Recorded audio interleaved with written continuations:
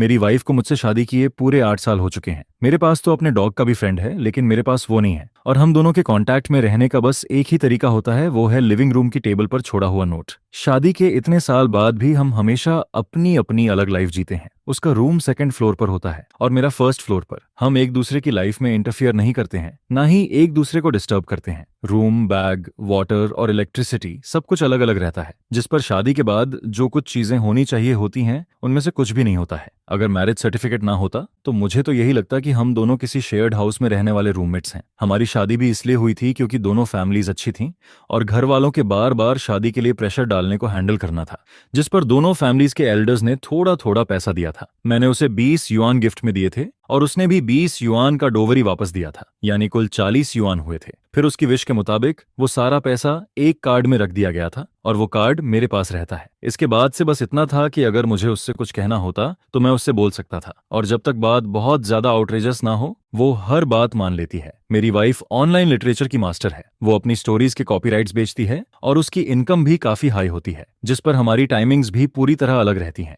मैं दिन में काम पर जाता हूं तब वो सोना शुरू करती है, और जब मैं रात को सोने जाता हूं तब वो उठकर काम करना शुरू करती है, जिस पर पिछले कई सालों में हमने एक दूसरे से 10 वर्ड्स से भी कम बात की है। लेकिन आज पहली बार मुझे उम्मीद नहीं थी कि वो खुद मेरे सामने नीचे आएगी। यू क्वाइटली आज बहुत अलग तरीके से तैयार होकर नीचे आती है।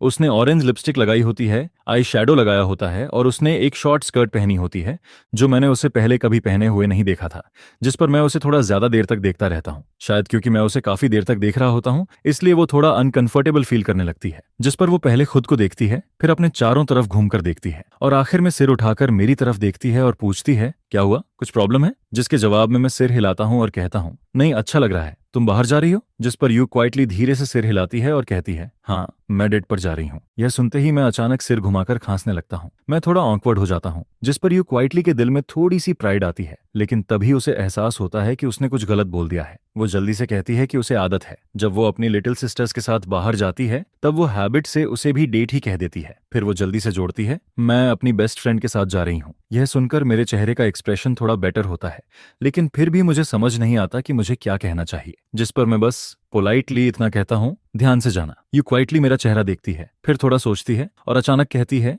वो फीमेल बेस्ट फ्रेंड है, जिस पर वो फीमेल वर्ड पर खास जोर देती है, जैसे उसे खुद थोड़ा गिल्टी फील हो रहा हो, क्योंकि अगर फीमेल बेस्ट फ्रेंड है तो क्या उसके पास मेल बेस्ट फ्रेंड भी है? शायद यू क्वाइटली सोचती है कि मैं अपने दिल में यही सोच रहा हूँ, जिस पर वो दांत भींचकर फिर कहती है, मेरे पास कोई मेल बेस्ट फ्रेंड नहीं है, मेरे आसपास कोई मेल फ्रेंड भी नहीं है। लेकिन ये बोलने के बाद भी उसे और ज्यादा फील होने लगता है, जैसे उसने कोई चीटिंग की हो और फिर पकड़ी गई हो, जिस पर वो अपना सिर थपथपाती है और अपने दिल से इस गिल्ट को निकालने की कोशिश करती है। उसके आसपास कोई आदमी नहीं है, यहाँ तक कि एक भी ऑनफिशियल कांटेक्ट नहीं है, फिर भी उसे ऐसा गिल्टी क्यों फील हो रहा है, जिस पर उसे लगता है कि शायद मैंने उसकी बात को सीरियसली नहीं लिया, इसलिए वो खुद को और ज्यादा एक्सप्लेन करना चाहती है। लेकिन जितना वो एक्सप्लेन करती है उतना ही उसे लगता है कि वो बिल्कुल उस इंसान जैसी लग रही है जो चोरी करते हुए पकड़ा गया हो। फिर वो जल्दी से सीढ़ियों से नीचे आती है, मेरे सामने खड़ी हो जाती है और बहुत केयरफुली कहती है, लुचाओ, मैं सच में बस अपनी बेस्ट फ्रेंड के साथ बाहर जा रही हूँ। जिस पर मैं पूरी तरह कंफ्यूज हो जाता हूँ। अभी थोड़ी देर पहले तक सब कुछ ठीक था, फिर अचानक पलक झपकते ही उसके चेहरे पर ऐसा एक्सप्रेशन क्यों आ गया है जैसे वो दांत भींच रही हो। मैं अपने दिमाग में सोचता रहता हूँ कि आखिर मैंने इस लड़की को कब ऑफेंड कर दिया। ऐसा नहीं होना चाहिए था, मैंने तो उससे मुश्किल से कुछ वर्ड्स ही बोले थे।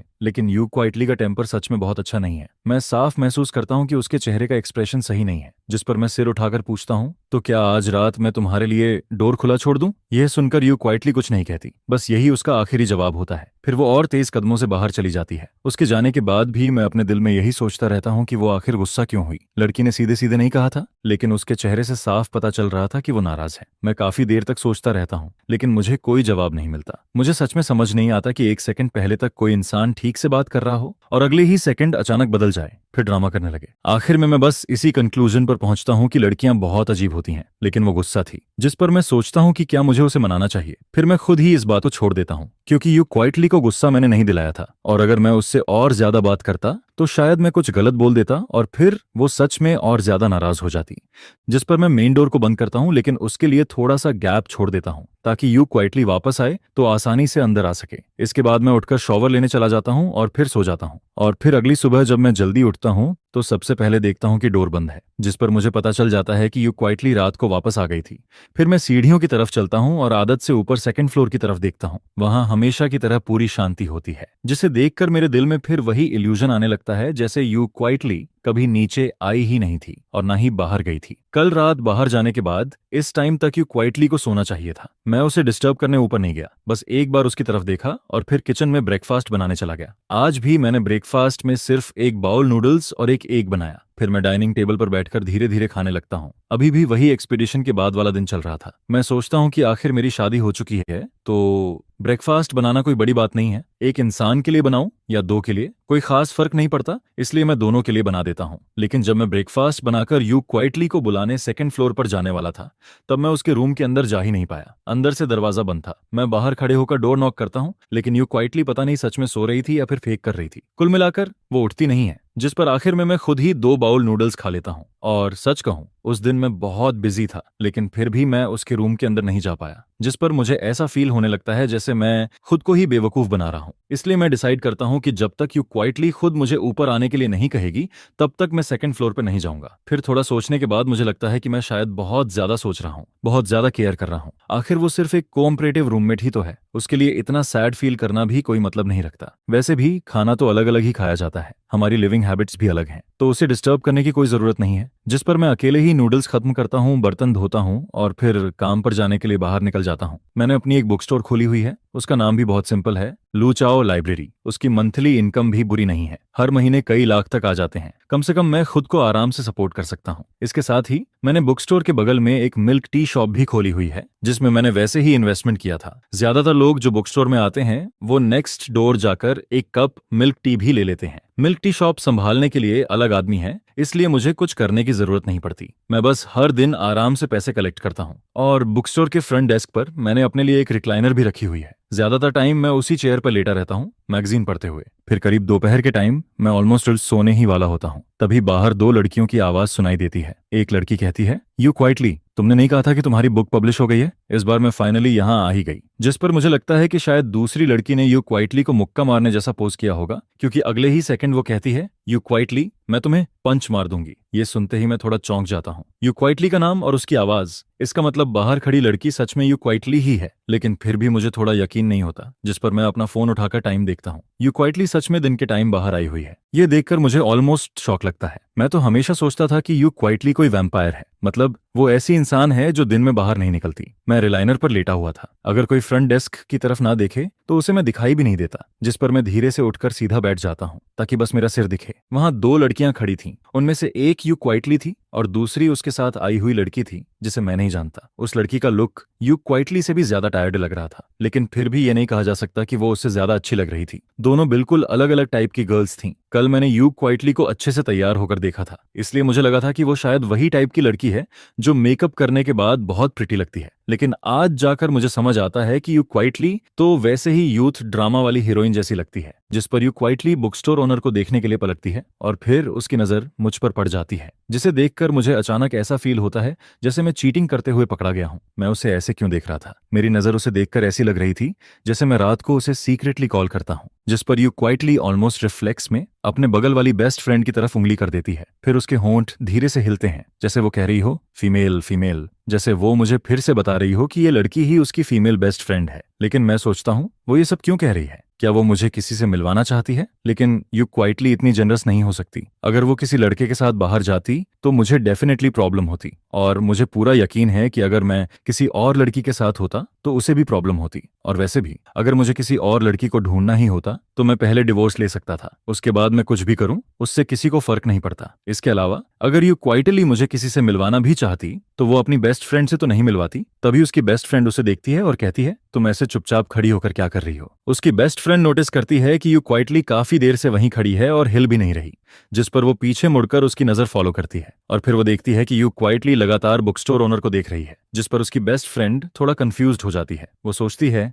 यू क्वाइटली आखिर उसे ऐसे क्यों देख रही है, लेकिन फिर उसे याद आता है कि यू क्वाइटली की तो शादी हो चुकी है। जिस पर उसकी बेस्ट फ्रेंड पहले मेरी तरफ देखती है, फिर यू क्वाइटली की तरफ, और उसे फील होने लगता है कि इन दोनों के बीच कुछ तो चल रहा है। वैसे बुक स्टोर ओनर का यू क्वाइटली को देखना कोई अजीब बात नहीं है। आखिर यू क्वाइटली इतनी खूबसूरत है तो लोग उसे देखेंगे ही, लेकिन यू क्वाइटली का इस तरह किसी और आदमी को देखना ये डेफिनेटली नॉर्मल नहीं है। जिस पर उसकी बेस्ट फ्रेंड मन में सोचती है कि उसे यू क्वाइटली को समझाना पड़ेगा, वो उसे ऐसे किसी फायर पिट में नहीं गिरने दे सकती। फिर उसकी बेस्ट फ्रेंड अपना हाथ यू क्वाइटली के सामने हिलाती है जैसे किसी का स्पेल कास्ट इंटरप्ट कर रही हो और कहती है क्या देख रही हो, जिस पर यू क्वाइटली अचानक होश में वापस आती है और अगले ही मोमेंट यू क्वाइटली अपनी जान बचाने की तरह जल्दी से अपनी बेस्ट फ्रेंड के कपड़े खींचती है और कहती है मैं अचानक से बुक स्टोर नहीं जाना चाहती, मैं तुम्हारे लिए बाद में ऑनलाइन ऑर्डर कर दूंगी, फिर वो तुम्हारे घर भेज दूंगी। असल में यू क्वाइटली अपनी बेस्ट फ्रेंड के साथ इस बुक स्टोर में आई थी। उसकी बेस्ट फ्रेंड चाहती थी कि यू क्वाइटली अपनी पब्लिश हुई बुक उसे खुद खरीद कर दे, लेकिन यू क्वाइटली ने बिल्कुल भी एक्सपेक्ट नहीं किया था कि इस बुक स्टोर का ओनर मैं निकलूंगा। वैसे मेरा ओनर होना कोई अजीब बात नहीं थी,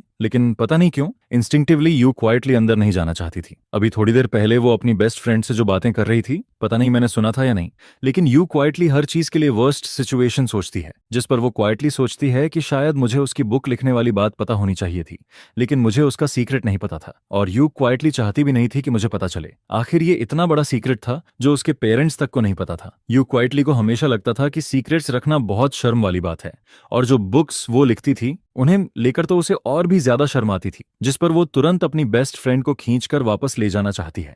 लेकिन उसकी बेस्ट फ्रेंड को शायद कुछ समझ नहीं आता। वो उल्टा उसका हाथ पकड़ती है और उसे अंदर खींचते हुए कहती है डर किस बात का है, ये बस एक बुक स्टोर ही तो है, बुक यहीं मिल जाएगी, फिर ऑनलाइन ऑर्डर क्यों करना है। उसकी बेस्ट फ्रेंड को यू क्वाइटली का ये बिहेवियर थोड़ा अजीब लगता है, लेकिन फिर वो अपने दिमाग में इसका रीजन कुछ और ही बना लेती है। उसे लगता है कि यू क्वाइटली का ऐसा रिएक्ट करना शायद जेलसी की वजह से है, क्योंकि उसने मुझे देख लिया था। जिस पर उसकी बेस्ट फ्रेंड मन में सोचती है कि अगर किसी लड़की का कोई लवर होता है तो वो ऑब्वियसली जेलस होगी। इसी वजह से वो यू क्वाइटली को ऐसे भागने नहीं देना चाहती थी। बाहर वाली औरत कैसी है इससे उसे कोई फर्क नहीं पड़ता, लेकिन वो यू क्वाइटली को ऐसे चुपचाप हारते हुए नहीं देख सकती थी। वैसे बुक स्टोर में जब कोई बुक खरीदने आता है तो उसे किसी सर्विस की जरूरत नहीं होती। ज्यादातर कस्टमर अंदर आते हैं, अपनी पसंद की बुक ढूंढते हैं, फिर या तो बैठकर पढ़ते हैं या पेमेंट करके चले जाते हैं, और कुछ लोग तो बस बुक स्टोर में एसी में बैठकर फोन चलाते रहते हैं। इसलिए मेरे डेली काम में कस्टमर को सर्व करना शामिल नहीं होता। सिर्फ जब किसी को कोई बुक नहीं मिलती तभी मैं उठकर उसकी मदद करता हूँ। जिस पर जब यू क्वाइटली अपनी बेस्ट फ्रेंड के साथ अंदर आती है तब भी मैं अपनी जगह से उठता नहीं हूँ, मैं वहीं बैठा रहता हूँ। इस टाइम यू क्वाइटली सच में भाग जाना चाहती थी। वो सोचती है कि शायद उसे आज बाहर आना ही नहीं चाहिए था,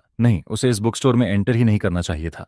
वो बिल्कुल वैसे फील कर रही थी जैसे कोई ब्यूटी प्रेसिडेंट वाली विलेन जिसे हीरोइन हर बार हरा देती है, लेकिन आखिर में वो अपनी बेस्ट फ्रेंड की जिद के आगे हार जाती है। थोड़ी देर बाद यू क्वाइटली 2 बुक्स हाथ में लेकर मेरे सामने पेमेंट करने आती है। असल में वो बुक्स उसकी बेस्ट फ्रेंड के लिए थीं, इसलिए ऑब्वियसली पेमेंट भी यू क्वाइटली ही करती। लेकिन जब यू क्वाइटली उन बुक्स को लेकर मेरे सामने आती है तब मेरा एक्सप्रेशन थोड़ा बदल जाता है। कोई बहुत बड़ी बात नहीं थी, लेकिन उन दोनों बुक्स को देखकर मुझे कुछ अजीब फील होता है। मैं इस बुक स्टोर का ओनर हूँ, यहाँ रखी हुई हर बुक मैंने खुद रखी है, इसलिए सिर्फ कवर देखकर ही मुझे अंदाजा हो जाता है कि वो कैसी बुक होगी, और जैसा मैंने सोचा था वैसा ही होता है। यू क्वाइटली बहुत शर्माते हुए वो बुक्स मुझे देती है, जिस पर मैं कैजुअली उसकी तरफ देखता हूँ, फिर उन बुक्स के टाइटल पर नजर डालता हूँ। एक का नाम होता है domineering presidents contempt for the cooperative wife और दूसरी का नाम होता है माय जेंटल हग जून। ये देखकर मैं अपने दिल में क्वाइटली हंस देता हूँ। मुझे अचानक लगता है कि यू क्वाइटली सच में बहुत इंटरेस्टिंग लड़की है। ये वही यू क्वाइटली है जो हमेशा बहुत सीरियस और डीप दिखती है, लेकिन वो सीक्रेटली ऐसी बुक्स लिखती है। अब मुझे समझ आता है कि वो अपनी बुक्स के बारे में किसी को क्यों नहीं बताना चाहती थी, क्योंकि उनके टाइटल्स सच में थोड़े एम्बैरेसिंग थे।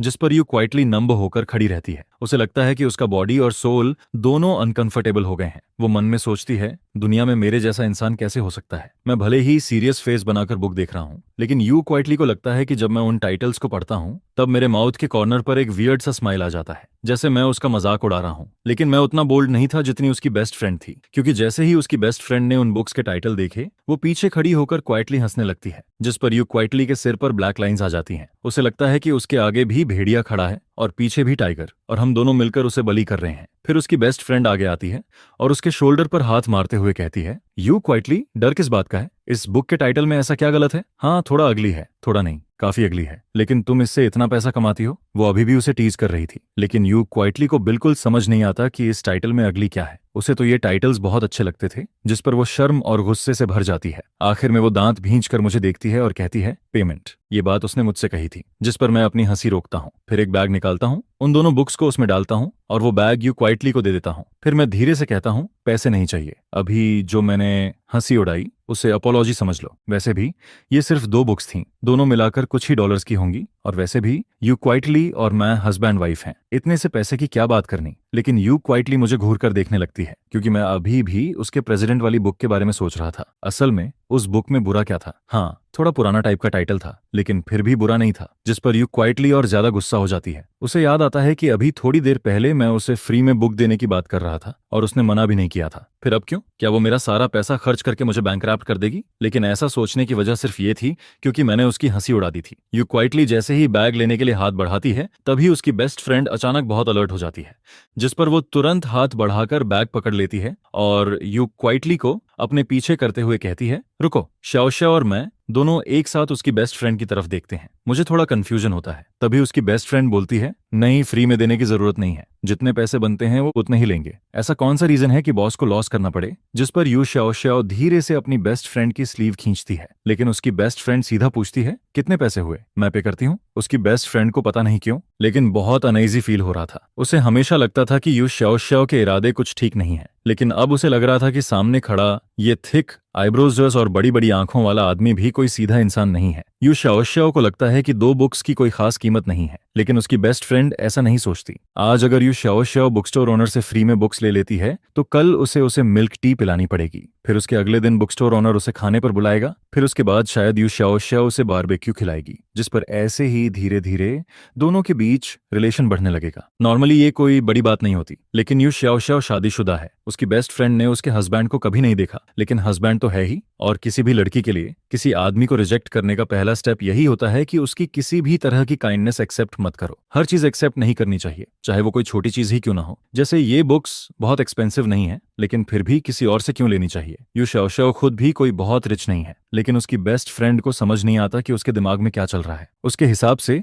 किसी आदमी को दूर रखना है तो छोटी छोटी चीजों का लालच भी नहीं करना चाहिए, जिस पर वो बहुत जल्दी से बैग में हाथ डालती है, एक रेड नोट निकालती है और उसे टेबल पर पटकते हुए कहती है, बाकी वापस नहीं चाहिए। फिर वो जल्दी से बुक्स उठाती है, यू शाओशाओ का हाथ पकड़ती है और उसे बाहर की तरफ खींच ले जाती है। सब कुछ इतना जल्दी होता है कि यू शाओशाओ को मुझे ये तक कहने का मौका नहीं मिलता कि बाकी पैसे उसे दे देना, जिस पर बाहर जाते हुए वो बस एक बार पीछे मुड़कर मुझे थोड़ा हेल्पलेस लुक देती है। मैं थोड़ी देर के लिए अपना चेहरा छूता हूँ और सोचता हूँ कि आखिर मैंने किया क्या है। क्या मैं उसकी बेस्ट फ्रेंड के बहुत करीब चला गया था? लेकिन मैंने तो उससे मुश्किल से कुछ वर्ड्स ही बोले थे। फिर भी मैं आखिर में वही सोचता हूँ कि लड़कियों का टेम्पर सच में बहुत अजीब होता है। मैंने कुछ कहा भी नहीं, लेकिन यू शाओशाओ फिर से गुस्सा हो गई, जिस पर मैं वापस अपनी चेयर पर जाकर बैठ जाता हूँ। लेकिन यू शाओशाओ और उसकी बेस्ट फ्रेंड अभी ज्यादा दूर नहीं गई थी, इसलिए थोड़ी देर बाद मुझे फिर से दोनों की आवाज सुनाई देती है और ऑब्वियसली सबसे ज्यादा उसकी बेस्ट फ्रेंड ही बोल रही थी। वो यू शाओशाओ को डांट रही थी। वो कहती है, यू शाओशाओ, तुम्हारी शादी हो चुकी है, थोड़ा कंट्रोल में रह सकती हो क्या? यू शाओशाओ उसकी बात सुनकर थोड़ा कंफ्यूज्ड हो जाती है। उसकी बेस्ट फ्रेंड के वर्ड्स थोड़े रफ थे।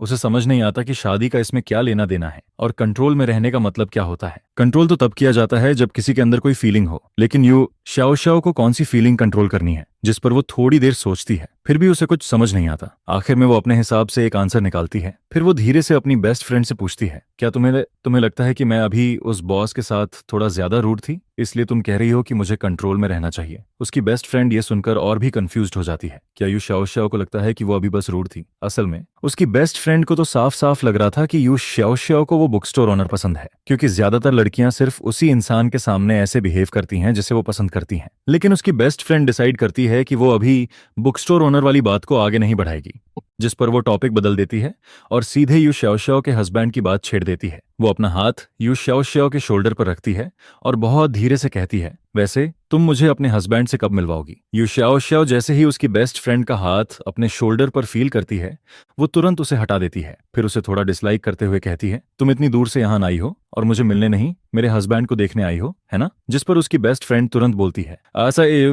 ऐसा मत बोलो, मेरा ऑलरेडी फियांसेस है, मैं तुम्हारे हस्बैंड को देखकर क्या करूंगी? फिर वो हंसते हुए कहती है, मैं तो बस ये बोल रही हूँ कि मैं इतनी दूर से आई हूं, तो क्या तुम दोनों मुझे खाना भी नहीं खिलाओगे? ऐसा मत बोलना कि तुम मुझे एक मील तक नहीं खिला सकती। यह सुनते ही काफी देर से चुप यू शाओशाओ का दिमाग थोड़ा ब्लैंक हो जाता है। उसे फील होता है कि उसका चेहरा थोड़ा गर्म हो रहा है, क्योंकि अब उसे समझ नहीं आता कि वो आगे क्या जवाब दे। अगर वो मुझे साथ चलने के लिए बोलेगी और अपनी बेस्ट फ्रेंड के साथ खाने पर बुलाएगी तो शायद मैं मान जाऊंगा। ऑफ कोर्स उसकी बेस्ट फ्रेंड की वजह से नहीं, सिर्फ यू शाओशाओ की वजह से। आखिर अगर सामने वाला खुद इनवाइट करे और मैं ना जाऊं तो क्या यू शाओशाओ की इंसल्ट नहीं होगी? वैसे भी मैं अभी फ्री ही हूं, लेकिन फिर भी मैं थोड़ा नर्वस फील करता हूँ क्योंकि ये पहली बार होगा जब मैं किसी लड़की के साथ खाना खाने जाऊंगा और उस लड़की में यू क्वाइटली भी शामिल है, जिस पर मैं अपने दिमाग में सोचने लगता हूँ कि अगर हम साथ में खाने गए तो क्या मुझे यू श्याओ श्याओ की प्लेट में डिशेस डालनी चाहिए। बुक स्टोर से थोड़ा दूर आने के बाद भी उसकी बेस्ट फ्रेंड को लगता है कि यू क्वाइटली अभी भी नॉर्मल नहीं हुई है। यू क्वाइटली के हाथ में मिल्क टी थी लेकिन उसने उसे हार्डली पिया था। वो बस एक सिप लेती है, फिर उसे हाथ में पकड़े रहती है। स्ट्रॉ पर उसकी लिपस्टिक का निशान रह जाता है। ऑफ कोर्स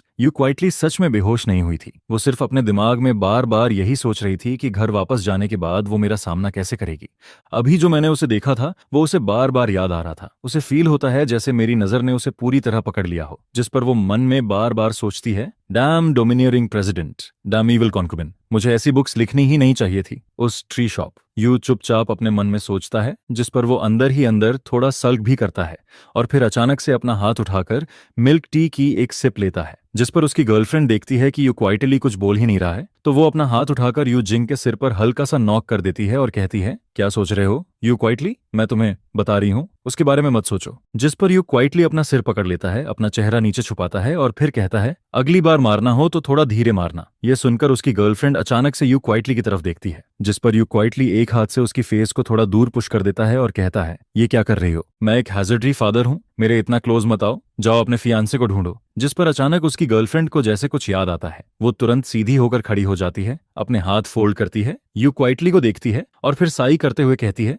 यू क्वाइटली, तुम्हें सच में उस ट्री शॉप ओनर को याद रखना चाहिए। कहीं ऐसा ना हो कि तुम उससे मिलो और फिर उसी से प्यार कर बैठो। जिस पर यू क्वाइटली तुरंत कहता है, नहीं। और फिर वो आगे कहता है, मुझे याद है कि तुम सी किंग टाइप नहीं हो, लेकिन तुम जितना बोलती जा रही हो उतना ही ज्यादा आउटरेजियस होती जा रही हो। यू क्वाइटली उसे इग्नोर करना चाहता है, जिस पर वो अपना पूरा ध्यान फिर से मिल्क टी पर लगा देता है, लेकिन उसकी गर्लफ्रेंड अभी भी एनालिसिस करती रहती है और कहती है, नहीं कुछ तो गड़बड़ है, तुम यहाँ रहते हो, शायद तुम पहले से ही। जिस पर वो अचानक रुक जाती है और फिर कहती है, नहीं, उसने हमसे मिलते ही ऐसा क्यों कहा। ठीक है, तुम यू क्वाइटली हो, लेकिन क्या तुम अपने हस्बैंड के लायक हो। जिसके जवाब में यू क्वाइटली उसे बहुत हेल्पलेस एक्सप्रेशन से देखता है और कहता है, अगर मैं तुम्हें ये बताऊं कि जो इंसान अभी मेरे साथ एक्ट नहीं कर रहा था वही मेरा हस्बैंड है तो। यह सुनकर उसकी गर्लफ्रेंड कुछ देर के लिए पूरी तरह स्टंट रह जाती है। फिर थोड़ी देर बाद जैसे उसे बात समझ आती है और वो अपनी आंखें बड़ी करके उसे देखती है, जिस पर वो तुरंत कहती है, इम्पॉसिबल, ये बिल्कुल फेक लग रहा है। कल डिनर पर तुमने एक स्ट्रॉ बांध कर मेरे सामने उठा दिया और कहा कि वो तुम्हारा हस्बैंड है।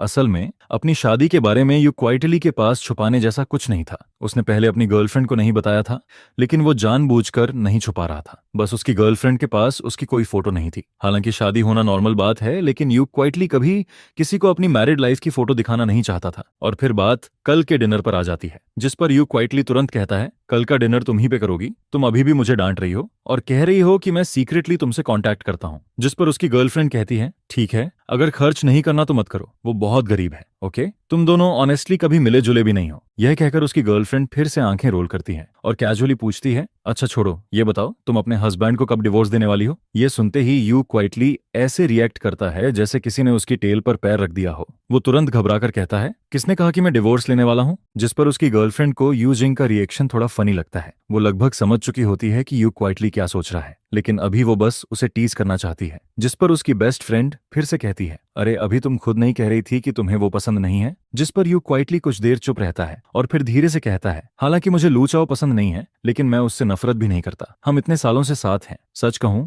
तो वो बहुत ऑनरेबल है और मैं उसकी थैंकफुल हूं कि उसने मेरी इतनी सारी बैड हैबिट्स को टॉलरेट किया है। मैं रात के बीच में उठकर टेकआउट लेने चली जाती हूँ या खाना बनाना शुरू कर देती हूँ, लेकिन वो कभी फंस नहीं करता। लू चाओ मुझे पसंद नहीं करता, फिर भी वो मेरी कमियों को एक्सेप्ट करता है। इसके बाद यू क्वाइटली धीरे से कहता है, मैं बस ये सोचता हूँ कि आखिर लू चाओ और मेरी शादी हुई है। जब तक हमारे बीच किसी बड़ी बात को लेकर कोई कॉन्ट्राडिक्शन या डिफरेंस नहीं होता, तब तक हम डिवोर्स नहीं लेंगे। ऑफ कोर्स अगर लाइफ में कोई कॉन्फ्लिक्ट आता भी है तो उसे सॉल्व किया जा सकता है, और अगर कभी फ्यूचर में उसे कोई और पसंद आ जाए। ये कहते हुए यू क्वाइटली थोड़ी देर रुकता है और फिर कहता है, अगर वो मुझे डिवोर्स देना चाहे तो मैं सैड नहीं होऊंगा, क्योंकि शायद हमारी फेट बस यहीं तक थी। यह सुनकर उसकी गर्लफ्रेंड मुस्कुराती है और फिर उसे देखती हुई कहती है, तुम सच में बहुत कामली सोच लेते हो। लेकिन फिर उसकी आवाज अचानक बदल जाती है और वो इरिटेटेड टोन में कहती है, अगर मेरी शादी की ड्रेस पहनकर कोई दूसरा इंसान मुझे छोड़ने की कोशिश करे तो मैं उसका सिर घुमा दूंगी। जिस पर यू क्वाइटली थोड़ा लेफ्ट साइड में हट जाता है और कहता है, तुम बहुत डेंजरस हो। इसके बाद मैं आज थोड़ा लेट वापस आता हूँ। टाइम लगभग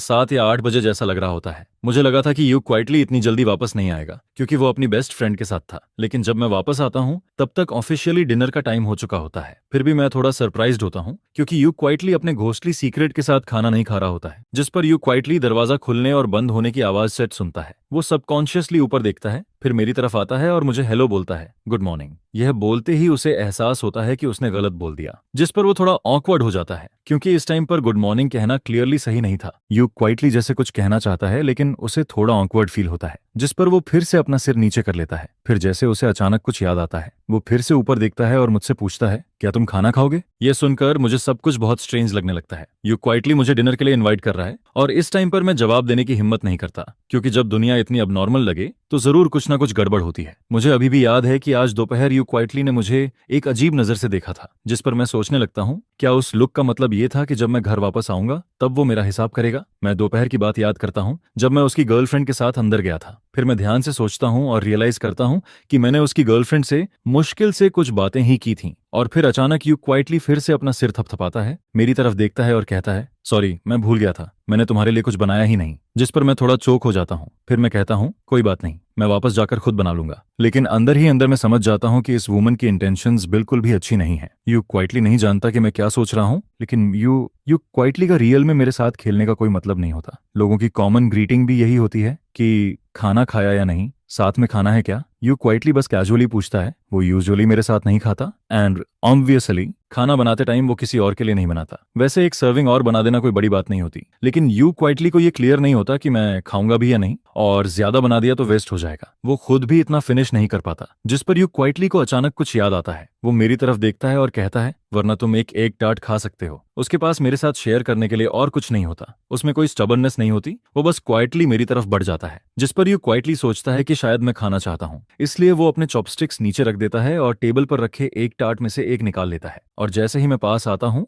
यू क्वाइटली वो एक टार्ट निकालकर मेरी तरफ बढ़ा देता है, जिस पर वो खुद वहीं बैठा रहता है और मैं खड़ा रहता हूँ। हमारी करंट हाइट ऐसी होती है कि यू क्वाइटली को मुझे एक टार्ट देने के लिए उसी पोजीशन में रहना पड़ता है। मैं पहली बार में उसे नहीं लेता, बल्कि पहले यू क्वाइटली की तरफ देखता हूँ। उसके होंठ के कोने पर थोड़ा ऑयल लगा होता है, शायद अभी जो उसने चिकन लेग खाया था उसी से लग गया था। और यू क्वाइटली जो नूडल्स खा रहा होता है वो भी काफी रिच होते हैं। उनमें एक फ्राइड एग होता है, ऊपर एक बड़ा चिकन लेग रखा होता है, सामने 3 एक टार्ट पड़े होते हैं और लेफ्ट साइड में 1 कप मिल्क टी भी रखा होता है। और यू क्वाइटली के हाथ में भी एक एक टार्ट होता है, जिस पर मैं हल्का सा स्माइल करता हूँ और फिर अपना वॉलेट निकालता हूँ। मैं उसे वो पैसे वापस देने वाला होता हूँ जो उसकी गर्लफ्रेंड ने आज दोपहर उसे बुक्स खरीदने के लिए दिए थे, जिस पर यू क्वाइटली मुझे देखकर थोड़ा कंफ्यूज्ड हो जाता है। मैं कहता हूँ, ये वही पैसे हैं जो तुम्हारी फ्रेंड ने दोपहर में तुम्हें बुक्स खरीदने के लिए दिए थे। जिस पर यू क्वाइटली कहता है, लेकिन तुमने तो कहा था कि ये मुझे दे रहे हो। फिर वो थोड़ा रुकता है और कहता है, उसने कहा था कि मुझे पैसे देना, तुम्हारे पैसे के बारे में बात नहीं की थी। उसकी बेस्ट फ्रेंड नहीं चाहती थी कि यू क्वाइटली किसी दूसरे आदमी से गिफ्ट एक्सेप्ट करे, लेकिन मैं ये इमेजिन भी नहीं कर सकता कि उसकी गर्लफ्रेंड के ना होने पर मैं यू क्वाइटली को कुछ दूं। जिस पर यू क्वाइटली ज्यादा नहीं सोचता, वो हल्का सा स्माइल करता है और फिर अपने हाथ में पकड़ा एक टार्ट सीधे अपने मुंह में डाल लेता है। इसके बाद वो एक टिश्यू निकालता है, अपने हाथों पर लगा ऑयल साफ करता है, फिर दोनों हाथों से पैसे लेता है और सीधे अपने वॉलेट में रख देता है। फ्री के 100 रुपए मिलते ही वो काफी खुश लगने लगता है। मैं फिर उसकी एक्सप्रेशन देखता हूँ, जिस पर यू क्वाइटली पैसे रखकर अचानक कुछ सोचने लगता है। फिर वो एक और एग टार्ट उठाता है, सामने रखे एग टार्ट के बॉक्स में से एक निकालता है और मेरी तरफ बढ़ा देता है। जैसे ही मैं ऊपर देखता हूँ, वो मुझे देने ही वाला होता है, लेकिन उसी वक्त वो नोटिस करता है कि मैं उसे देख रहा हूँ, जिस पर वो तुरंत अपना चेहरा थोड़ा नीचे कर लेता है, जल्दी से नजरें हटा लेता है और फिर क्वाइटली मुझे वो एग टार्ट पकड़ा देता है। मैं धीरे से कहता हूँ, थैंक यू। जिस पर यू क्वाइटली को अपने चेहरे पर हल्की गर्मी फील होने लगती है। अभी मैंने उसे जिस तरह देखा था वो उसे थोड़ा स्ट्रेंज लगता है और यही देखकर उसे दोपहर वाली बात याद आ जाती है। उसे याद आता है कि उसे कुछ दिन के लिए बाहर चले जाना चाहिए था,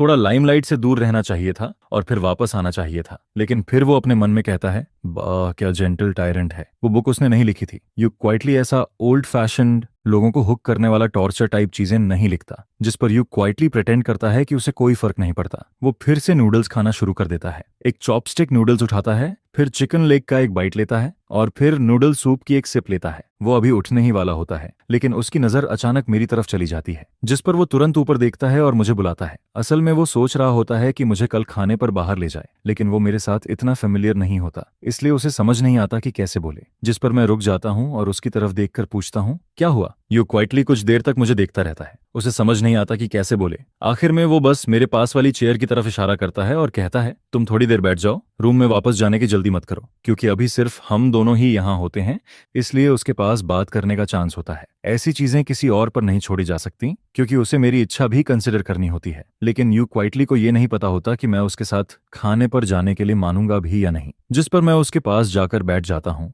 लेकिन फिर भी यू क्वाइटली कुछ नहीं बोलता। मैं उसकी तरफ देखता हूँ और वो चिकन लेग का एक बाइट लेता है। फिर थोड़ी देर बाद वो ऊपर देखकर कहता है, तुम 1 मिनट वेट करो, मैं पहले थोड़ा सोच लूं। उसे पहले से इमेजिन करना होता है कि उसकी मॉम क्या कहेगी, तभी वो मुझे साथ ले जा पाएगा। जिस पर मैं उसकी तरफ एक फोर्स्ड स्माइल देता हूँ और कहता हूँ, कोई जल्दी नहीं है। असल में मैं बस पोलाइटली बोल रहा होता हूँ, लेकिन कौन जानता था कि यू क्वाइटली सच में जल्दी नहीं करेगा। वो एक बाइट नूडल्स का खाता है, फिर चिकन लेग खाता है, फिर मिल्क टी पीता है। जब वो खाता है तो उसका लुक बिल्कुल वैसा लगता है जैसे मैंने पहले जो छोटा ग्रे रैट पाला था। जिस पर मैं सोचने लगता हूँ, यू क्वाइटली का मतलब क्या है? क्या वो मुझे बस यहाँ बैठाकर खुद को खाते हुए दिखाना चाहता है? क्या वो जानबूझकर मुझे परेशान कर रहा है? मैं वैसे भी यहाँ बैठकर काफी ऑकवर्ड फील कर रहा होता हूँ। मुझे समझ नहीं आता कि क्या करूं। और तभी जब यू क्वाइटली फाइनली कुछ बोलने वाला होता है, मैं उससे पहले बोल देता हूँ, बाय द वे, तुम आज इतनी जल्दी वापस क्यों आ गए? क्या तुम्हें अपने फ्रेंड्स के साथ नहीं जाना था? वो पिछले कुछ दिनों से यहीं रह रहा होता है। अगर उसे जाना भी हो तो वो कल दिन में कभी भी जा सकता है। वो थोड़ा स्लीपी लग रहा होता है। हालांकि अभी भी ज्यादा देर नहीं हुई होती, लेकिन वो बाहर घूमकर आया होता है। आज वो अपनी गर्लफ्रेंड के साथ बाहर गया था और अलार्म क्लॉक की वजह से उसकी आंख 11 बजे के बाद खुली थी। अगर इसे किसी नॉर्मल इंसान के शेड्यूल में कन्वर्ट किया जाए तो यू क्वाइटली को रात के बीच में सोना चाहिए था और फिर बाहर खेलने जाना चाहिए था, जिस पर वो थोड़ा कंफ्यूज्ड हो जाता है।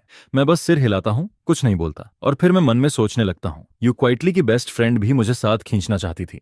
मैं बस वेट कर रहा था कि यू क्वाइटली खुद डिनर वाली बात शुरू करे, लेकिन साफ दिख रहा होता है कि यू क्वाइटली का पूरा ध्यान नूडल्स पर होता है और उसका उस टॉपिक को छेड़ने का कोई इरादा नहीं होता। जिस पर मैं सोचने लगता हूँ, कहीं डिनर कैंसिल तो नहीं हो गया? शायद यू क्वाइटली को बोलने में शर्म आ रही हो। मैं खुद उससे पूछना चाहता हूँ, लेकिन अभी हमारा रिश्ता उस पॉइंट तक नहीं पहुंचा होता और मुझे ये भी नहीं पता होता कि अगर मैं ये बात बोलूं तो कहीं यू क्वाइटली कुछ और ही ना सोच ले। मैं इन सेंसिटिव बातों की वजह से हस्बैंड वाइफ के बीच कोई झगड़ा भी नहीं करवाना चाहता, और कॉन्फ्लिक्ट्स अवॉइड करने का सबसे आसान तरीका यही होता है कि कुछ मत बोलो, क्योंकि बाद में अगर यू क्वाइटली खुद पूछे तो मैं एक्सप्लेन भी नहीं कर पाऊंगा। जिस पर मैं खुद से पूछने का आइडिया छोड़ देता हूँ और सोचता हूँ कि यू क्वाइटली खुद ही बात करेगा। वो हमेशा खुद मेंशन करता है और जैसे ही यू क्वाइटली ये बात करेगा मैं तुरंत एग्री कर दूंगा। मैं कभी भी उसे ऑकवर्ड फील नहीं करवाना चाहता, पता ही नहीं चलता, और यू क्वाइटली बॉल के सारे नूडल्स फिनिश कर देता है। लेकिन जो बात वो मुझसे कहना चाहता था वो अभी तक अपने मन में बना नहीं पाता। जिस पर यू क्वाइटली मिल्क टी उठाता है और उसे पीते हुए खुद को काम करने लगता है। वो मन में सोचता है, अभी नहीं बोल सकता, थोड़ा और वेट करना पड़ेगा। जिस पर मुझे सच में लगने लगता है कि शायद वो बस चाहता है कि मैं उसे खाते हुए देखता रहूं। मैं देखता हूं कि यू क्वाइटली खाना खत्म कर चुका है, इसलिए मैं हल्का सा स्माइल करके पूछता हूं, तुम तो कुकिंग में अच्छे हो ना, फिर टेकआउट क्यों मंगाते हो? जिस पर यू क्वाइटली बहुत शॉर्ट में जवाब देता है, क्योंकि मैं लेजी हूं। खाना बनाने के बाद बर्तन भी धोने पड़ते हैं और उससे मेरी नींद खुल जाती है। उसकी बात सुनकर मैं कुछ देर के लिए रुक जाता हूँ। फिर थोड़ी देर बाद मैं कहता हूँ, लेकिन हर टाइम टेकआउट खाना भी सही नहीं है, हेल्थ के लिए अच्छा नहीं होता। जिस पर यू क्वाइटली बस सिर हिला देता है, लेकिन देखकर ही समझ आ जाता है कि उसने बात सुनी जरूर है पर मानी नहीं है। मैं भी ज्यादा कुछ नहीं कहता। आखिर यू क्वाइटली इतना बड़ा है कि उसे खुद डिसाइड करना चाहिए कि क्या सही है और क्या नहीं। जिस पर यू क्वाइटली नीचे बाउल में बचे सूप को देखता रहता है। वो काफी देर तक मन में सोचता रहता है और आखिर में हिम्मत करके मेरी तरफ देखता है। फिर वो धीरे से मेरा नाम लेता है। मैं उसकी तरफ देखता हूँ और पूछता हूँ, क्या हुआ? लेकिन यू क्वाइटली कुछ नहीं बोल पाता। वो बस मेरा चेहरा देखता रहता है और आखिर में जो बात उसे कहनी चाहिए थी वो फिर से अपने दिल में दबा देता है। फिर वो कहता है, कुछ नहीं, मैं डिशेस धोने जा रहा हूँ। इतना कहकर वो उठता है, नूडल बाउल उठाता है और किचन की तरफ चला जाता है। मैं उसकी पीठ को देखता रहता हूँ और मन में सोचता हूँ, यू क्वाइटली मुझसे कहना क्या चाहता था? इतनी सी बात बोलना उसके लिए इतना मुश्किल क्यों हो रहा है? और तभी मेरे मन में एक खराब थॉट आता है, क्या यू क्वाइटली मुझसे डिवोर्स लेना चाहता है? क्योंकि इसके अलावा कोई और रीजन समझ नहीं आता कि वो इतना हेजिटेट क्यों कर रहा है। यू क्वाइटली हमेशा से बहुत सॉफ्ट नेचर का रहा है, इसलिए अगर उसे कोई हर्ट करने वाली बात कहनी हो तो वो पहले बहुत सोचता है कि कैसे बोले ताकि सामने वाले को कम से कम तकलीफ हो। अगर बात सच में डिवोर्स की है तो इसमें किसी की गलती नहीं कही जा सकती। बस यही कहा जा सकता है कि हमारी फेट बस यहीं तक थी, इसलिए अलग होना आसान रहेगा। लेकिन फिर भी मुझे अंदर से थोड़ा रिग्रेट होता है, थोड़ा डिप्रेस्ड भी फील होता है। आखिर अगर मेरा डिवोर्स हो गया तो शायद मुझे यू क्वाइटली जैसा अच्छा पार्टनर दोबारा ना मिले। जिस पर मैं अंदर ही अंदर एक लंबी सांस लेता हूँ। मैं चेयर पर बैठा कुछ देर तक सोचता रहता हूँ। ज्यादा देर नहीं होती और यू क्वाइटली किचन से वापस आ जाता है। वो मुझे एक कॉम्प्लिकेटेड नजर से देखता है और फिर मैं उठकर ऊपर चला जाता हूँ। जिस पर मैं नोटिस करता हूँ कि यू क्वाइटली अभी भी मुझे देख रहा होता है और इस बार मुझे और भी ज्यादा यकीन हो जाता है कि मेरा गैस सही है। सच में यू क्वाइटली शायद मुझसे डिवोर्स लेना चाहता है। फिर मैं मन में कहता हूँ ठीक है, अगर ऐसा है तो होने दो, लेकिन फिर भी ये बात यू क्वाइटली को खुद ही बोलनी होगी। जैसे ही यू क्वाइटली अपने रूम में वापस आता है, वो तुरंत कंप्यूटर के सामने बैठ जाता है और अपनी गर्लफ्रेंड को मैसेज भेजता है, कल डिनर मैं तुम्हें ट्रीट दूंगा। मैं अपने हस्बैंड को नहीं ला सकता, वो एग्री नहीं कर रहा, और वैसे भी पैसे उसे नहीं देने हैं। जिस पर उसकी गर्लफ्रेंड रिप्लाई करती है, वो एग्री क्यों नहीं कर रहा? अगर टाइम का इश्यू है तो हम डिनर रात में कर लेंगे। यू क्वाइटली जवाब देता है, ऐसी बात नहीं है, मुझे बस लू चाओ को इनवाइट करने में बहुत ऑकवर्ड फील हो रहा है। जिस पर उसकी गर्लफ्रेंड तुरंत कहती है, इसमें ऑकवर्ड होने वाली क्या बात है, वो तुम्हारा हस्बैंड है, बस उसे खाने पर बुलाना है, इसमें डरने वाली क्या बात है। लेकिन यू क्वाइटली फिर कहता है, मुझे समझ नहीं आता कि उससे कैसे बोलूं, कहीं उसे परेशानी ना हो जाए। जिस पर क्यू आई धीरे धीरे पूरी तरह स्पीचलेस हो जाती है। फिर वो कहती है, तुम अपनी आइडेंटिटी ठीक से रिकॉग्नाइज करो, वो कोई और नहीं, तुम्हारा हस्बैंड है। लेकिन यू क्वाइटली फिर भी कहता है, बस मुझे फिर भी नहीं पता कि कैसे बोलूं। जिस पर उसकी फ्रेंड इरिटेट होकर कहती है, तुम सच में बेकार हो, अपना हस्बैंड भी नहीं संभाल सकते, चलो मुझे उसका कॉन्टैक्ट दे दो, मैं खुद उससे बात कर लेती हूँ। लेकिन यू क्वाइटली तुरंत कहता है, नहीं ऐसा मत करो। जिस पर उसकी फ्रेंड कहती है, तुम कुछ बोलोगे ही नहीं तो तुम्हें कैसे पता कि तुम्हारा हस्बैंड परेशान होगा। फिर वो अचानक पूछती है, वैसे तुम्हारे पास उसका कॉन्टैक्ट बट नहीं है क्या? तुम लोगों की शादी को आधा साल हो गया और तुम्हारे पास उसका फोन नंबर भी नहीं है। जिस पर यू क्वाइटली कहता है, बनी नहीं है। वो फिर पूछती है, तो तुम लोग नॉर्मली कांटेक्ट कैसे करते हो? यू क्वाइटली धीरे से जवाब देता है, हम कांटेक्ट ही नहीं करते। इतना सुनते ही उसकी फ्रेंड का अवतार ग्रे हो जाता है और वो ऑफलाइन चली जाती है। शायद वो यू क्वाइटली पर गुस्सा हो गई थी, लेकिन थोड़ी देर बाद वो फिर से ऑनलाइन आती है और फिर वो यू क्वाइटली को एक नया टास्क भेजती है, अपने हस्बैंड का फोन नंबर और उसका कॉन्टैक्ट लेकर आओ, रिवॉर्ड में मैं तुम्हें तुम्हारे हस्बैंड के फ्रेंड्स और उसका नंबर दूंगी। जिस पर यू क्वाइटली फोन की स्क्रीन पर लिखी उस लाइन को चुपचाप देखता रहता है और फिर वो गहरी सोच में पड़ जाता है। किसी से उसका कॉन्टैक्ट मांगना यू क्वाइटली ने पहले कभी नहीं किया था। वो रास्ते में किसी का भी नंबर लेने में ऑकवर्ड फील करता था, और ऊपर से मुझे किसी आदमी का कॉन्टैक्ट क्यों चाहिए होगा। लेकिन फिर उसे ची की बात याद आती है, वो सही कह रही थी, मैं उसका हस्बैंड हूँ, कोई और नहीं। अगर उसके पास मेरा कॉन्टैक्ट होगा तो शायद वो ऑनलाइन मुझसे ठीक से बात कर पाएगा। जिस पर यू क्वाइटली दांत भींचता है, फोन लॉक करता है और फोन लेकर नीचे चला जाता है। वो मुझे ढूंढना चाहता है। अभी भी ज्यादा रात नहीं हुई होती, इसलिए मैं सोया नहीं होऊंगा। यू क्वाइटली मेरे रूम के बाहर पहुंचता है। डोर पूरी तरह बंद होता है और कमरे की साउंड प्रूफिंग भी काफी अच्छी होती है। जब तक अंदर ज्यादा आवाज ना हो, बाहर वाले को कुछ सुनाई नहीं देता। जिस पर यू क्वाइटली धीरे से डोर नॉक करता है, गला साफ करता है और कहता है, लुचाओ तुम सो गए क्या? अगर मैं सच में सो गया होता तो शायद उसकी इस आवाज से भी नहीं उठता। इसलिए यू क्वाइटली दोबारा नॉक करने ही वाला होता है, तभी अंदर से मेरी आवाज आती है, एक मिनट मैं अभी आता हूँ। असल में मैं सोया नहीं होता। इतनी जल्दी सोना आजकल के लोगों के हिसाब से थोड़ा वियर्ड लगता है। हालांकि मेरी एक्टिंग यू क्वाइटली जितनी ज्यादा नहीं होती, लेकिन मैं भी यूजुअली 11 या 12 बजे के बाद ही सोता हूँ। मैं बस ये सोच रहा होता हूँ कि यू क्वाइटली आखिर मुझे ढूंढने आ ही गया, अब जो होना है वो होगा। जिस पर यू क्वाइटली कहता है, तो मैं लिविंग रूम में वेट करता हूँ, तुम वहीं आ जाना। इतना कहकर वो हाथ नीचे करता है, मुड़ता है और लिविंग रूम की तरफ चला जाता है। थोड़ी देर बाद मैं कपड़े बदलकर रूम से बाहर आता हूँ। डोर पर खड़े होकर मैं देखता हूँ कि वो लड़की सोफा पर बहुत सीधी होकर बैठी होती है। वो बिल्कुल सीधे बैठी होती है, फोन उसके हाथ में होता है और उसके चेहरे पर साफ नर्वसनेस दिख रही होती है। यू क्वाइटली सिर नीचे किए बैठा होता है। मैं साफ देख सकता हूँ कि वो बहुत नर्वस है। जिस पर मैं मन में सोचता हूँ, आ गया वो मोमेंट। इतने सालों से चल रही ये शादी शायद यहीं खत्म होने वाली है। मैं अपने चेहरे के एक्सप्रेशन को कंट्रोल करता हूँ, मन की सारी बातें दबा देता हूँ और यू क्वाइटली की तरफ चलने लगता हूँ। जैसे ही यू क्वाइटली मुझे आता हुआ देखता है, वो भी तुरंत खड़ा हो जाता है, फोन नीचे रख देता है और कॉफी टेबल पर रखा पानी मेरी तरफ बढ़ा देता है। और फिर लगभग उसी टाइम पर हम दोनों एक साथ बोलते हैं। यू क्वाइटली कहता है, लू चाओ चलो फ्रेंड ऐड कर लेते हैं। और मैं कहता हूँ, यू क्वाइटली चलो डिवोर्स ले लेते हैं। दोनों की बात एक साथ निकलती है, जिस पर दोनों कुछ देर के लिए रुक जाते हैं। मैं हैरान होता हूँ कि लू चाओ उससे डिवोर्स क्यों लेना चाहेगा, आखिर क्यों? क्या कहीं कोई मिसअंडरस्टैंडिंग है? और दूसरी तरफ यू क्वाइटली को ऐसा लगता है जैसे किसी ने उसके दिल पर पानी फेर दिया हो। वो इतनी हिम्मत करके इतनी मुश्किल से मेरे पास मेरा कॉन्टैक्ट मांगने आया था और बदले में उसे ये सुनने को मिलता है कि मैं उससे डिवोर्स लेना चाहता हूँ। उसकी पहली बार किसी का कॉन्टैक्ट मांगने की कोशिश पूरी तरह फेल हो जाती है, जिस पर यू क्वाइटली का चेहरा बदल जाता है। वो थोड़ा हर्ट और थोड़ा गुस्से में लगने लगता है। वो झुककर पानी वापस टेबल पर रख देता है। मैं मन में सोचता हूँ कि वो मुझे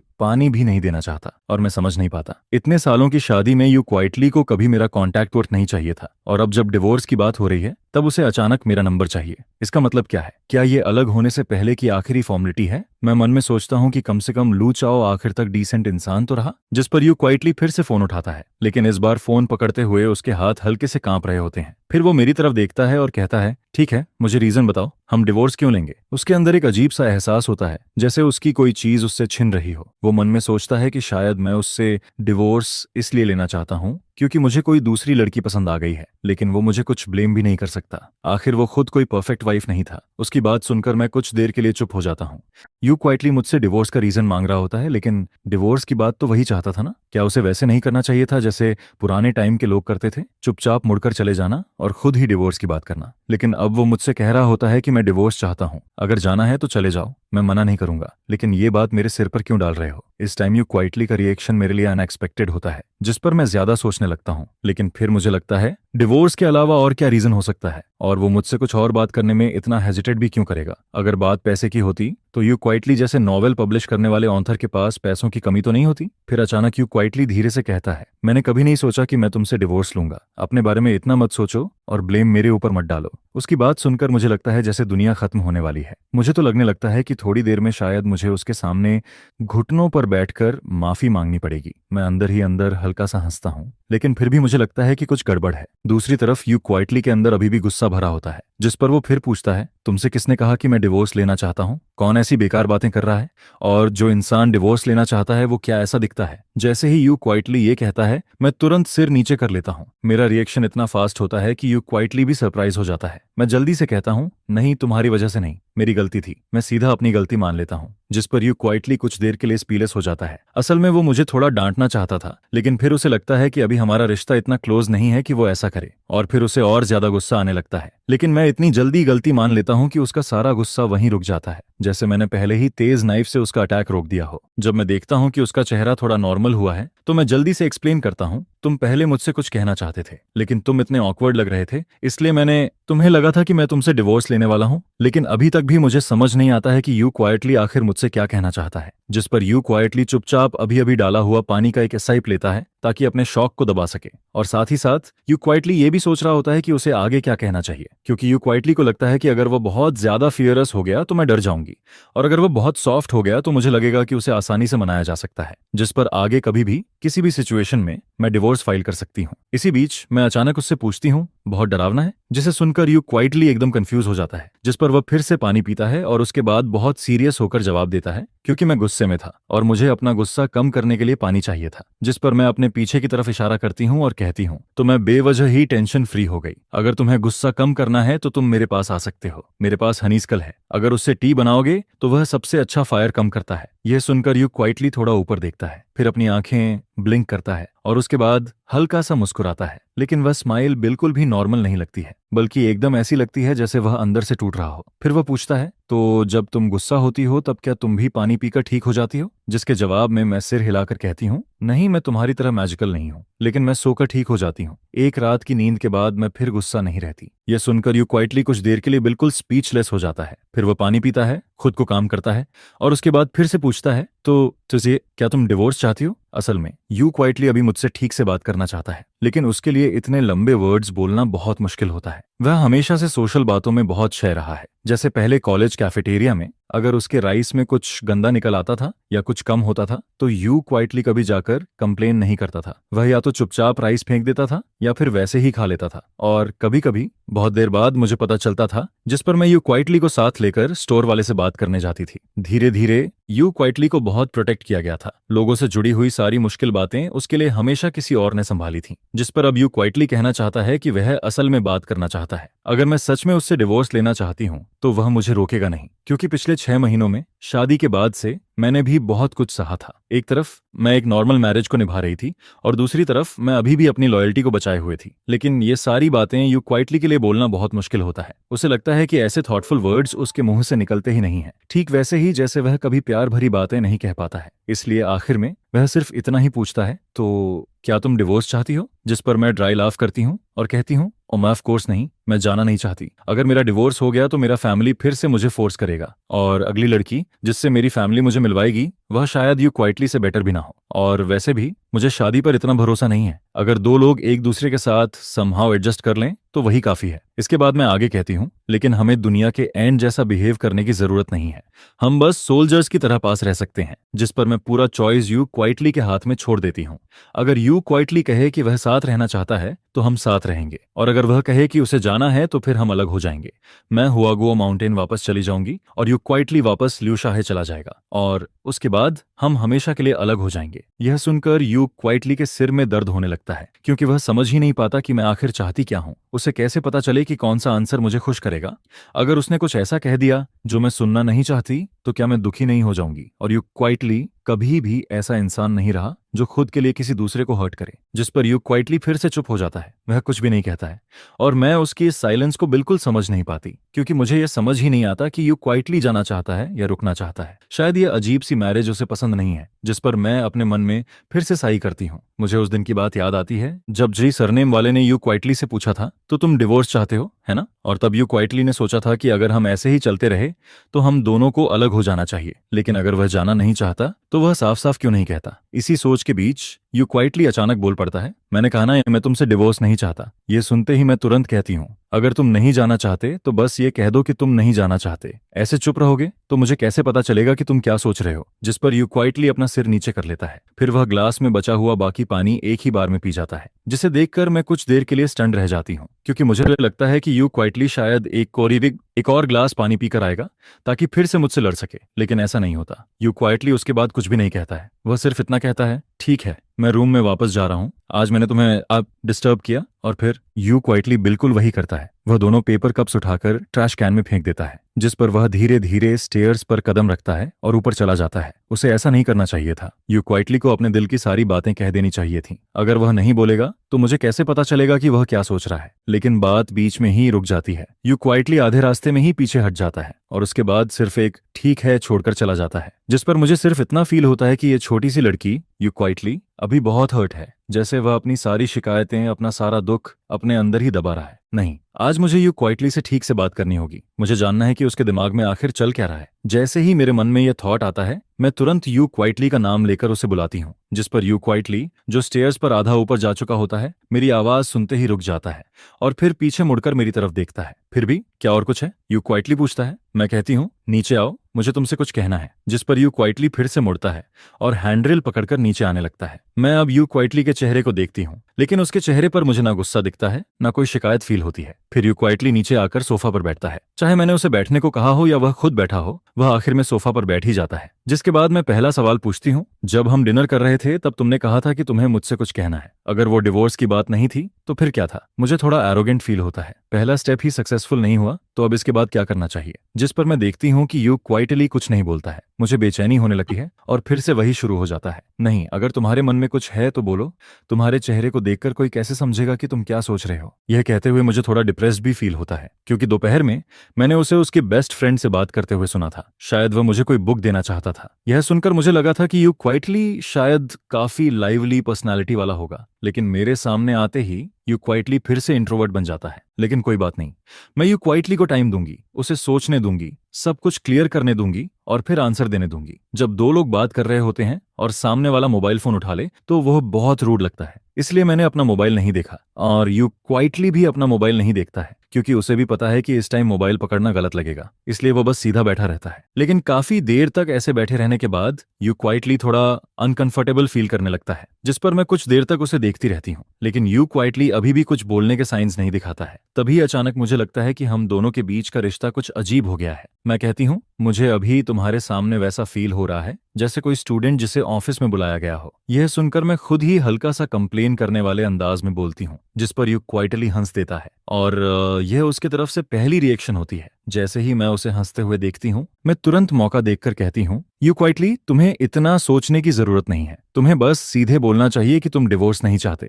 और जो भी तुम्हारे मन में है वह सब बोल देना चाहिए। मैं उसे बहुत इनकरेजिंग नजरों से देखती हूँ, लेकिन एक पल के लिए मुझे खुद पर ही अजीब फील होता है, जैसे मैं कोई स्ट्रेंज अंकल हूँ जो किसी बच्चे को समझा रहा हो। ठीक है, यू क्वाइटली सिर हिलाता है, लेकिन उसका जवाब इतना सिंपल होता है कि मुझे लगता है जैसे वह बस बात खत्म करने के लिए बोल रहा है और मुझे समझ नहीं आता कि अब यू क्वाइटली के साथ क्या करूं। इसलिए मैं बस उसे उम्मीद भरी नजरों से देखती रहती हूँ और मेरी यह नजर यू क्वाइटली को एम्बैरेस्ड कर देती है, जिस पर वह तुरंत हाथ उठाकर कहता है, मैं सच में तुमसे झूठ नहीं बोल रहा हूँ। मैं प्रॉमिस करता हूँ कि आगे से जो भी सोचूंगा सब बोल दूंगा। मैं तुरंत कहती हूँ, तो फिर जो बात तुम पहले मुझसे कहना चाहते थे वही बोलो। जिस पर यू क्वाइटली थोड़ा एम्बैरेस्ड होकर 2 बार खांसता है, लेकिन उसके बाद भी वह कुछ नहीं बोलता। मैं कुछ देर उसे देखती हूँ और फिर कहती हूँ, मुझे नहीं लगता कि आज हम दोनों की बात आगे बढ़ पाएगी। छोड़ो, कोई बात नहीं, तुम जल्दी रेस्ट कर लो। मैं गहरी सांस लेती हूँ और उठकर जाने लगती हूँ। रुको। जैसे ही यू क्वाइटली देखता है कि मैं जा रही हूँ, वह जल्दी से मेरे कपड़ों का किनारा पकड़ लेता है, क्योंकि उसे हमेशा लगता है कि अगर वह मुझे ऐसे ही जाने देगा तो कुछ अच्छा नहीं होगा।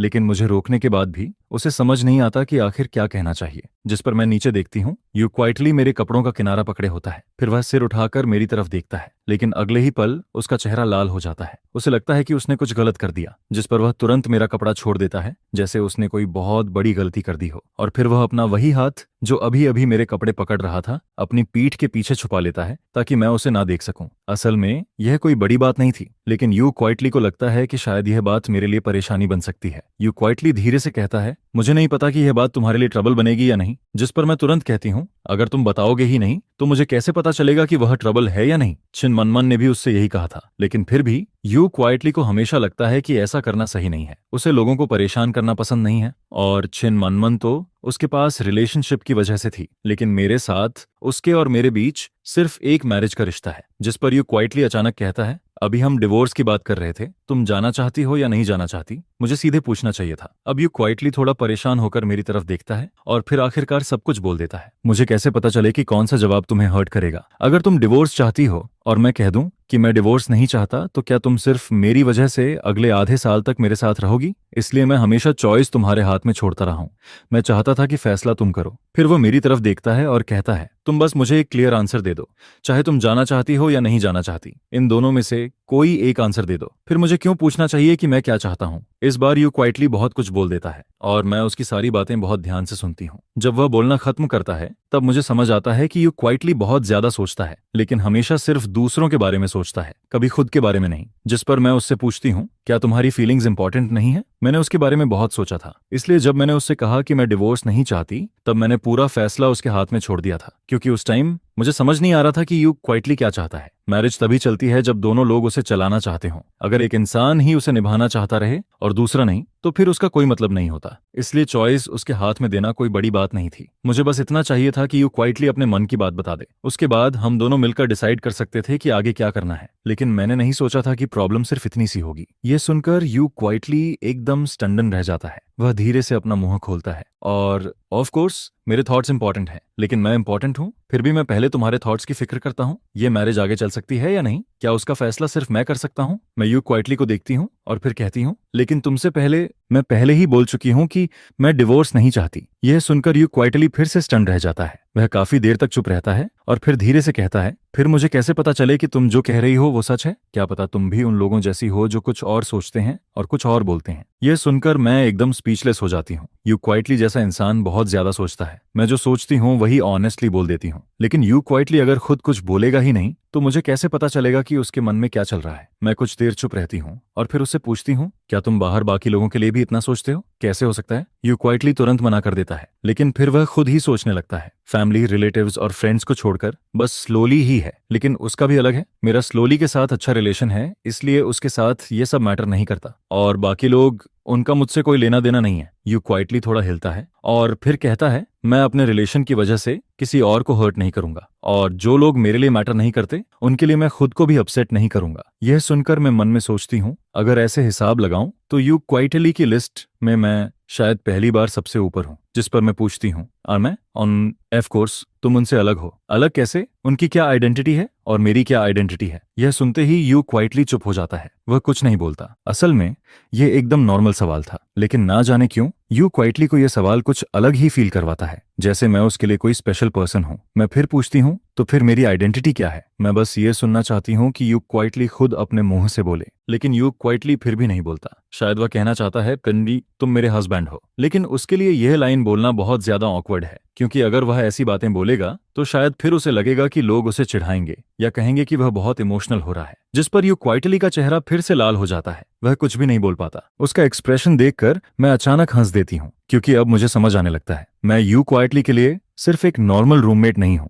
जो बस उसी घर में रहता है। हालांकि मेरे मन में यू क्वाइटली के लिए वैसे फीलिंग्स नहीं है, लेकिन फिर भी मेरे दिल में थोड़ा अच्छा फील होता है, बिल्कुल वैसे जैसे स्कूल के टाइम कोई लड़की मुझे पसंद करती थी। भले ही मैं उससे बात ना करता हूँ, लेकिन फिर भी अंदर से थोड़ा खुश फील होता है। और अब मुझे समझ आता है कि यू क्वाइटली मुझे अपने दिल में हस्बैंड मानता है, लेकिन कुछ चीज़ों में वह मुझे हस्बैंड की तरह ट्रीट नहीं करता। जैसे उसके मन में राइट्स और रिस्पॉन्सिबिलिटी बराबर नहीं है। उदाहरण के लिए, यू क्वाइटली को हमेशा डर लगता है कि वह मुझे ट्रबल देगा। उसके मन में वह खुद मुझसे कुछ एक्सपेक्ट कर सकता है, लेकिन मुझे उससे कुछ एक्सपेक्ट नहीं करना चाहिए। यह सोचकर मुझे यू क्वाइटली के बारे में एक नई बात समझ आती है। वह बहुत जेंटल है, इतना जेंटल कि कभी कभी जरूरत से ज्यादा। अगर मैं उसकी जगह होता तो मैं इतना नहीं सोचता। जिस पर मैं हिम्मत करके धीरे से यू क्वाइटली के चेहरे को छूती हूँ। यू क्वाइटली पीछे नहीं हटता, वह बस अपनी आंखें उठाकर मेरी तरफ देखता है। उसकी आंखें बिल्कुल पानी जैसी लग रही होती हैं, जैसे उनमें पूरी ऑटम छिपी हुई हो। मैं उसके माथे के सामने आए हुए बाल हटाती हूँ और फिर कहती हूँ, अगर तुम्हें पता है कि मैं तुम्हारा हस्बैंड हूं,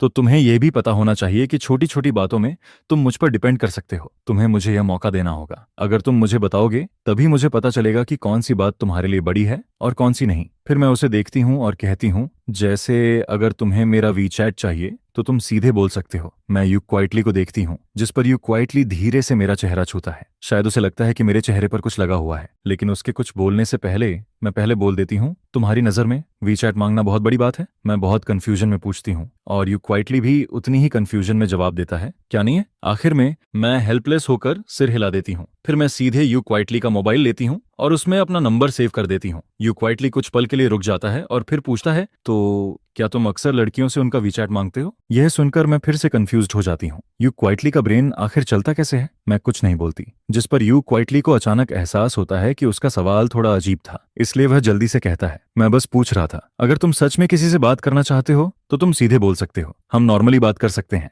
और अगर तुम नहीं बताना चाहते तो भी ठीक है। लेकिन उसे शायद अभी भी लगता है कि यह काफी नहीं है, इसलिए वह जल्दी से एक और लाइन जोड़ देता है, मैं गुस्सा नहीं करूंगा। यू क्वाइटली बहुत जेंटल टोन में ये कहता है, लेकिन मुझे ये सुनकर बिल्कुल अच्छा नहीं लगता, बल्कि ऐसा लगता है जैसे ये कोई डेंजरस लाइन हो, क्योंकि दुनिया में बहुत लोग कहते हैं कि वह गुस्सा नहीं होंगे, लेकिन असल में बाद में वही सबसे ज्यादा गुस्सा करते हैं। जिस पर मैं तुरंत कहती हूँ, कैसी बात कर रहे हो? मैं क्या वैसा इंसान लगता हूँ? यह सुनकर यू क्वाइटली हल्का सा सिर हिलाता है और मुझे लगता है कि अब वह नाराज नहीं है। मैं धीरे से हूं कहती हूँ और फिर टॉपिक बदलने का फैसला करती हूँ। तो तुम जो पहले मुझे कुछ बताना चाहते थे, क्या वह सिर्फ वीचैट जैसी छोटी सी बात पर? यू क्वाइटली अचानक से सेंसिटिव हो गया। शायद मुझे ऐसा सिर्फ फील हुआ हो, लेकिन उसकी बातों में मुझे थोड़ा सार्कास्टिक टोन सुनाई देता है। असल में ऐसा नहीं है कि मैं तुम्हें फोन पर बताऊंगा, क्योंकि इंटरनेट पर बोलना आसान लगता है। आखिर अगर वह बात सामने बोल सकता तो पहले ही बोल देता। लेकिन सच में मेरे और उसके बीच हर बात फेस टू फेस होना जरूरी नहीं है। जैसे जब मैं ऑफिस से घर लौटता हूँ तब वही टाइम होता है जब यू क्वाइटली उठता है। वह मुझे छोटे छोटे नोट्स छोड़ता है, जैसे लाइट्स बंद करना मत भूलना। अगर वह सामने बोलता और कहीं उससे कोई कॉन्फ्लिक्ट हो जाता तो क्या होता, लेकिन नोट अलग होता है। अगर मेरा टेम्पर खराब होता तो शायद मैं वो नोट फाड़ कर ट्रैश कैन में फेंक देता। और फिर रात में जब यू क्वाइटली नीचे आता और बैले की लाश देखता, तब उसे समझ आता कि यह इंसान इतना इजी नहीं है, और उसके बाद वह मुझसे और कम बात करता। लेकिन अच्छा है कि मेरा टेम्पर इतना खराब नहीं है। मुझसे बात करने के बाद यू क्वाइटली अपना फोन लेकर जल्दी जल्दी सेकंड फ्लोर पर चला जाता है और मुझे ज्यादा देर वेट नहीं करना पड़ता। थोड़ी देर बाद मेरे वीचैट पर एक फ्रेंड रिक्वेस्ट आती है। उसका प्रोफाइल फोटो मेई यांगयांग का होता है और नेम लिखा होता है, तुम मुझे प्रिंसेस मेई यांगयांग बुला सकते हो। ये यू जिंगशी का अकाउंट होता है, वही लड़की जो हमेशा बहुत सीरियस और डीप लगती है। अगर मैंने पहले ही यू जिंगशी का वीचैट ऐड कर लिया होता तो शायद मैं उसके बारे में इतनी बड़ी मिसअंडरस्टैंडिंग नहीं करता। फ्रेंड रिक्वेस्ट एक्सेप्ट करते ही यू क्वाइटली मुझे मैसेज भेजता है, मैं यू क्वाइटली हूँ। उसके बाद वह नंबर्स की एक लाइन भेजता है, वह उसका फोन नंबर होता है। मैं तुरंत उसे सेव कर लेता हूँ। कॉन्टैक्ट सेव करते हुए मैं यही सोच रहा होता हूँ कि यह छोटी सी लड़की यू क्वाइटली बाहर से इतनी इंट्रोवर्ट लगती है, लेकिन जैसे ही फोन हाथ में आता है वह खुद बात शुरू कर देती है। मैं अभी उसका नाम एडिट ही कर रहा होता हूँ, तभी यू क्वाइटली के मैसेजेस एक के बाद एक आने लगते हैं। इतने मैसेज आ जाते हैं कि कॉन्टैक्ट सेव करने के बाद मुझे वापस जाकर सारे मैसेज पढ़ने पड़ते हैं। असल में कोई बहुत बड़ी बात नहीं थी। हालांकि उसने हाँ बोल दी थी, लेकिन उसने किन मेमिंग से कहा था कि शायद वह मुझे बाहर नहीं ला पाएगी। सब कुछ सिचुएशन पर डिपेंड करेगा। उसका मतलब बस इतना था कि वह मुझे अपने फ्रेंड से मिलवाना चाहती है। मैं उसकी बात समझ जाता हूँ, बिल्कुल वैसे ही जैसे मेरे फ्रेंड्स हमेशा कहते रहते हैं कि यू क्वाइटली को एक बार बाहर खाने पर लेकर आओ। अब चिन मिंगमिंग और यू क्वाइटली ने टाइम और जगह थोड़े से अलग अलग रख दी है और मुझे कहा है कि जो कन्वीनियंट लगे मैं चुन लूं। जहां तक बिल की बात है, अगर मैं उनके साथ जाने के लिए रेडी हो जाऊं तो बाद में यू क्वाइटली मुझे पैसे ट्रांसफर कर देगा और फिर बिल मैं पे करूंगा, क्योंकि उसके हिसाब से उसके बेस्ट फ्रेंड के सामने उसका हस्बैंड बिल पे करे तो उसे अच्छा लगेगा। लेकिन यू क्वाइटली सच में मुझे बिल पे नहीं करने देगा। उसने पहले जो कहा था कि किन मैंगमैंग बिल देगी, वह बस मजाक था। आखिर किन मैंग मैंग इतनी दूर से आई है, वह सच में उससे पैसे कैसे ले सकता है। यू क्वाइटली अपने मैसेज में एक एक करके सारी बातें समझाता जाता है, और जब उसे लगता है कि जो कुछ कहना था वह सब कह दिया, तब वह आखिर में एक छोटा सा समरी मैसेज भेजता है, बस इतना ही, बाकी कुछ नहीं है। और उसके साथ वह एक सॉफ्ट सा इमोजी भी भेजता है। मैं शुरू से आखिर तक सारे मैसेज पढ़ता हूँ और फिर सोचता हूँ यह तो वही सब है जो मैंने पहले ही सुन लिया था। अब मैं सिर्फ इतना समझ सकता हूँ कि आगे से मुझे ये उम्मीद नहीं करनी चाहिए कि यू क्वाइटली खुद से आकर कुछ बोलेगा। मुझे खुद उससे पूछना होगा। अगर मैं उसका वेट करूंगा तो शायद अगले जन्म तक वेट करता रह जाऊंगा। मैं उसे बस एक ठीक है भेज देता हूँ। असल में यह कोई बड़ी बात नहीं थी जिस पर यू क्वाइटली तुरंत एक खुश वाला स्टिकर भेज देता है। मैं इमेजिन करता हूँ कि दूसरी तरफ यू क्वाइटली अपने फोन को देखकर उसी स्टिकर जैसी स्माइल कर रहा होगा, और फिर मैं सोचने लगता हूँ जब यू क्वाइटली सच में हंसता होगा तो कैसा लगता होगा। मैं अपने होंठ दबाता हूँ और तभी अचानक मुझे कुछ याद आता है। मैं उसके एक पुराने मैसेज को ऊपर स्क्रॉल करके देखता हूँ। तुमने खुद कहा था कि यह कोई बड़ी बात नहीं है, फिर तुम इसे बोलने में इतना हेजिटेट क्यों कर रहे थे। इस बार यू क्वाइटली बहुत जल्दी रिप्लाई करता है, इंटरनेट पर यह बड़ी बात नहीं है। मैं पूछता हूँ क्यों, जिस पर यू क्वाइटली जवाब देता है क्योंकि इंटरनेट पर हम कपल हैं। मैं आगे कुछ और पूछना चाहता हूँ, लेकिन उससे पहले ही यू क्वाइटली एक के बाद एक कई मैसेज भेज देता है। अपनी प्यारी वाइफ को किस करो, अपने हस्बैंड को चुपचाप आंसर दो आई लव यू, मुझे नोट्स भेजो, और होटल जल्दी चूज करना मत भूलना। यह पढ़कर मैं एकदम स्टंड रह जाता हूँ। मेरा मन करता है कि अभी इसी वक्त ऊपर जाकर देखूं कि यू क्वाइटली आखिर फोन के सामने बैठकर यह सब कैसे टाइप कर रहा है। मैं फोन की स्क्रीन पर लिखे हुए 4 वर्ड्स को देखता रहता हूँ। अपने हस्बैंड को किस करो। कौन कहेगा कि यू क्वाइटली इतना सिंपल है। मैंने नहीं सोचा था कि इस छोटे से इंसान के 2 चेहरे होंगे। सेकंड फ्लोर पर मैसेज भेजने के बाद यू क्वाइटली वापस बेड पर चला जाता है और फिर कमरे का दरवाजा लॉक कर लेता है। अगर मैं अभी ऊपर चला जाऊं तो शायद बात अच्छी तरह खत्म नहीं होगी। अगर कल मैं उससे नहीं मिल पाया तो फिर रहने दो। इंटरनेट वाला यू क्वाइटली रियल लाइफ वाले यू क्वाइटली से बिल्कुल अलग है। मैं बेड पर लेटा रहता हूँ और अभी भी यही सोच रहा होता हूँ कि उसके कॉन्टैक्ट का नाम क्या रखूं। काफी देर सोचने के बाद मैं पहले उसका नाम क्वाइट रखता हूँ, फिर उसे बदलकर वाइफ कर देता हूँ। आखिर वह मेरी वाइफ ही तो है, और जब यू क्वाइटली मुझे हस्बैंड बुला सकता है तो मैं उसे वाइफ क्यों नहीं बुला सकता। यह सोचकर मुझे थोड़ा अच्छा फील होता है। लेकिन कुछ देर बाद मैं फिर उसका नाम बदलकर वापस क्वाइट कर देता हूँ। अभी काफी रात बाकी है और मुझे अभी नींद नहीं आ रही, जिस पर मेरी नजर उस बुक पर पड़ती है। मैं गहरी सांस लेता हूँ और फिर सोचता हूँ नहीं, ये बुक अच्छी नहीं है। असल में बुक नहीं, यू क्वाइटली अच्छा है। और यू क्वाइटली का पेन नेम भी बहुत अलग है, सॉफ्ट स्ट्रॉबेरी क्राइंग बन। उस पेन नेम के नीचे साफ साफ एक लोगो बना हुआ होता है। हे भगवान, अगर मैंने इसे अपनी खुद की आंखों से नहीं देखा होता तो डुआन रेन कभी भी यू जिंगशियन को इस साइडोनिम से कनेक्ट नहीं करता। जिस पर जब मैं यू जिंग की बुक फ्लिप करके देखता हूँ तो मुझे पता चलता है कि उसने इसे इतने कैजुअली छुपा रखा था। फिर मैं भी कैजुअली एक बुक ढूंढता हूँ और उसे उसमें ऐड कर देता हूँ, जिसके बाद मैं यू क्वाइटली के लिए एक ग्रुप बना देता हूँ ताकि उसे स्पेशल अटेंशन पर रख सकूं। जिस पर फ्यूचर में जब भी यू क्वाइटली ग्रुप में कुछ बोलता है तो मैं तुरंत अंदर जाकर उसे पकड़ सकूं। काफी टाइम हो चुका था जब उसकी पिछली बुक फिनिश हुई थी, जिसके बाद मैं उससे पूछता हूं कि वह नई बुक कब स्टार्ट करने वाला है। शायद मियान मियान को यू क्वाइटली की अंडरवर्ल्ड वाली रूटीन पहले से पता थी, जिस पर मियान मियान जानबूझकर शाम का टाइम चूज करता है ताकि यू क्वाइटली से आराम से बात कर सके। घबराओ मत, मैंने रिसेंटली आउटलाइन का थोड़ा पार्ट लिखना स्टार्ट किया है। यह सुनकर मियान मियान ऑलमोस्ट पागल हो जाता है। फिर वह कहता है तो अब तुम मुझे ये बता रहे हो कि तुम बस आउटलाइन प्रिपेयर कर रहे हो। जिस पर लिन क्वाओ क्वाओ को शू की बातों पर बिल्कुल भी भरोसा नहीं होता। फिर वह कहती है इंस्पिरेशन ढूंढना भी तो आउटलाइन प्रिपेयर करने का ही पार्ट होता है। जिसके जवाब में मियान मियान फिर कहता है तुम्हें मुझ पर भरोसा रखना चाहिए। मैं कैसे मान लूं तुम कब काम करते हो और कब फिश करते हो। तुम इंस्पिरेशन आखिर ढूंढते कैसे हो, मुझे भी बताओ। जिस पर यू क्वाइटली जवाब देता है सुनो, इंस्पिरेशन ढूंढने का मेरे पास अभी टाइम नहीं है, अभी तो बस पहले उसे ले आओ।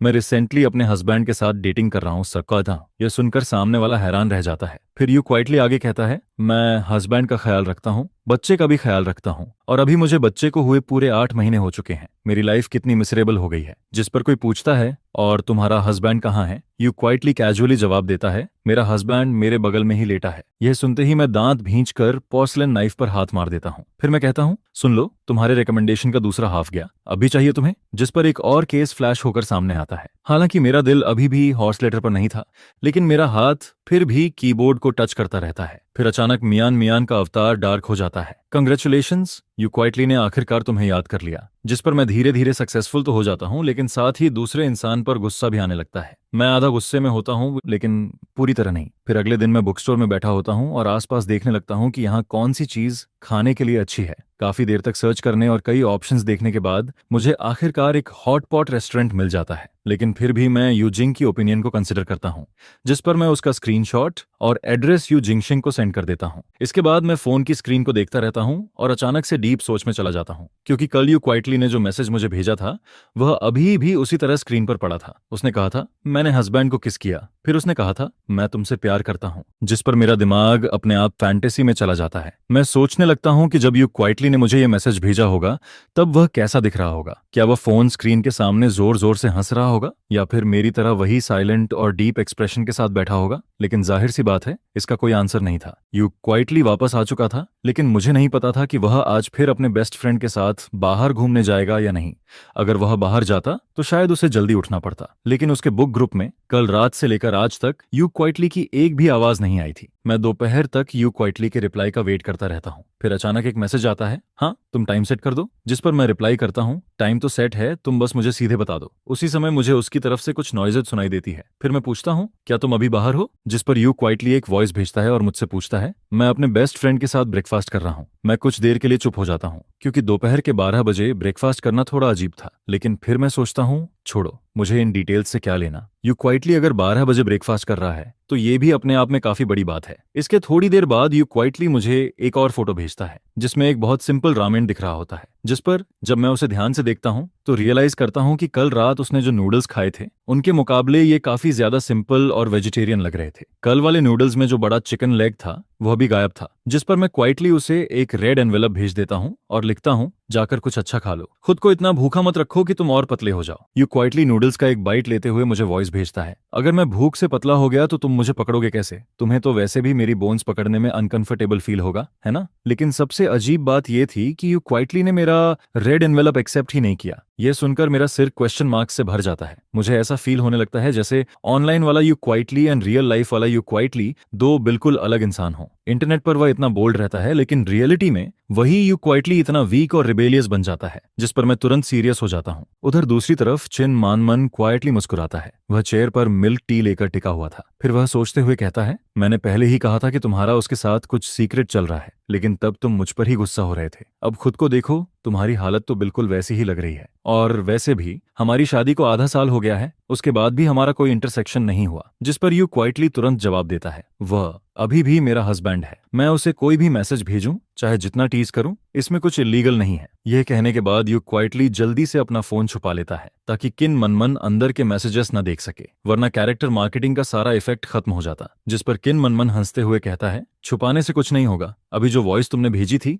क्या तुम्हें लगता है मैंने नहीं सुनी। यू क्वाइटली फिर भी स्टबर्न बनकर कहता है, तो ऐसे प्रिटेंड करो जैसे तुमने कुछ सुना ही नहीं। जिसके तुरंत बाद यूजिंग का फोन फिर वाइब्रेट करता है। किन मनमन उसे देखकर टीजिंग टोन में कहता है, वाह, तुम्हारे लवर ने फिर मैसेज भेज दिया, जल्दी देखो ना। हालांकि यू जिंगशेन के दिमाग में ब्लैक लाइंस चल रही होती हैं, लेकिन फिर भी यू जिंगशेन चॉपस्टिक्स नीचे रखती है और पॉकेट से फोन निकालकर उसे ओपन करती है, क्योंकि इस बार मैंने सिर्फ एक ही मैसेज भेजा था। यू शांगशेंग, क्या तुम्हें किसी ने गोली मार दी है। कल से लेकर अब तक तुम बार बार यही कह रहे हो कि मुझे मैसेज भेजने वाला इंसान तुम हो। जिस पर यू क्वाइटली तुरंत टाइपिंग करना स्टार्ट करता है, हस्बैंड, तुमने मुझे गलत समझ लिया। चिन मनमान को बिना गेस किए ही समझ आ जाता है कि यू क्वाइटली ने जरूर फिर कोई शर्मनाक मैसेज भेजा होगा, क्योंकि टाइपिंग करते वक्त उसके चेहरे की स्मर्क साफ दिखाई दे रही थी। यह देखकर चिन मनमान को अचानक कुछ याद आता है। फिर वह इंकरेजिंग टोन में कहता है, क्वाइटली, तुम ये सब बातें इंटरनेट पर तो तुम कुछ भी बोल लेते हो, लेकिन सामने कैसे बोलोगे, है ना। जिस पर यू क्वाइटली कुछ देर तक चुप रहता है, फिर साइलेंटली अपना चेहरा छुपाता है, हल्का सा मुस्कुराता है और फिर फॉर्मली कहता है, मैं इतनी हिम्मत नहीं कर सकता। इंटरनेट पर बस थोड़ी बेगिंग कर लेता हूँ,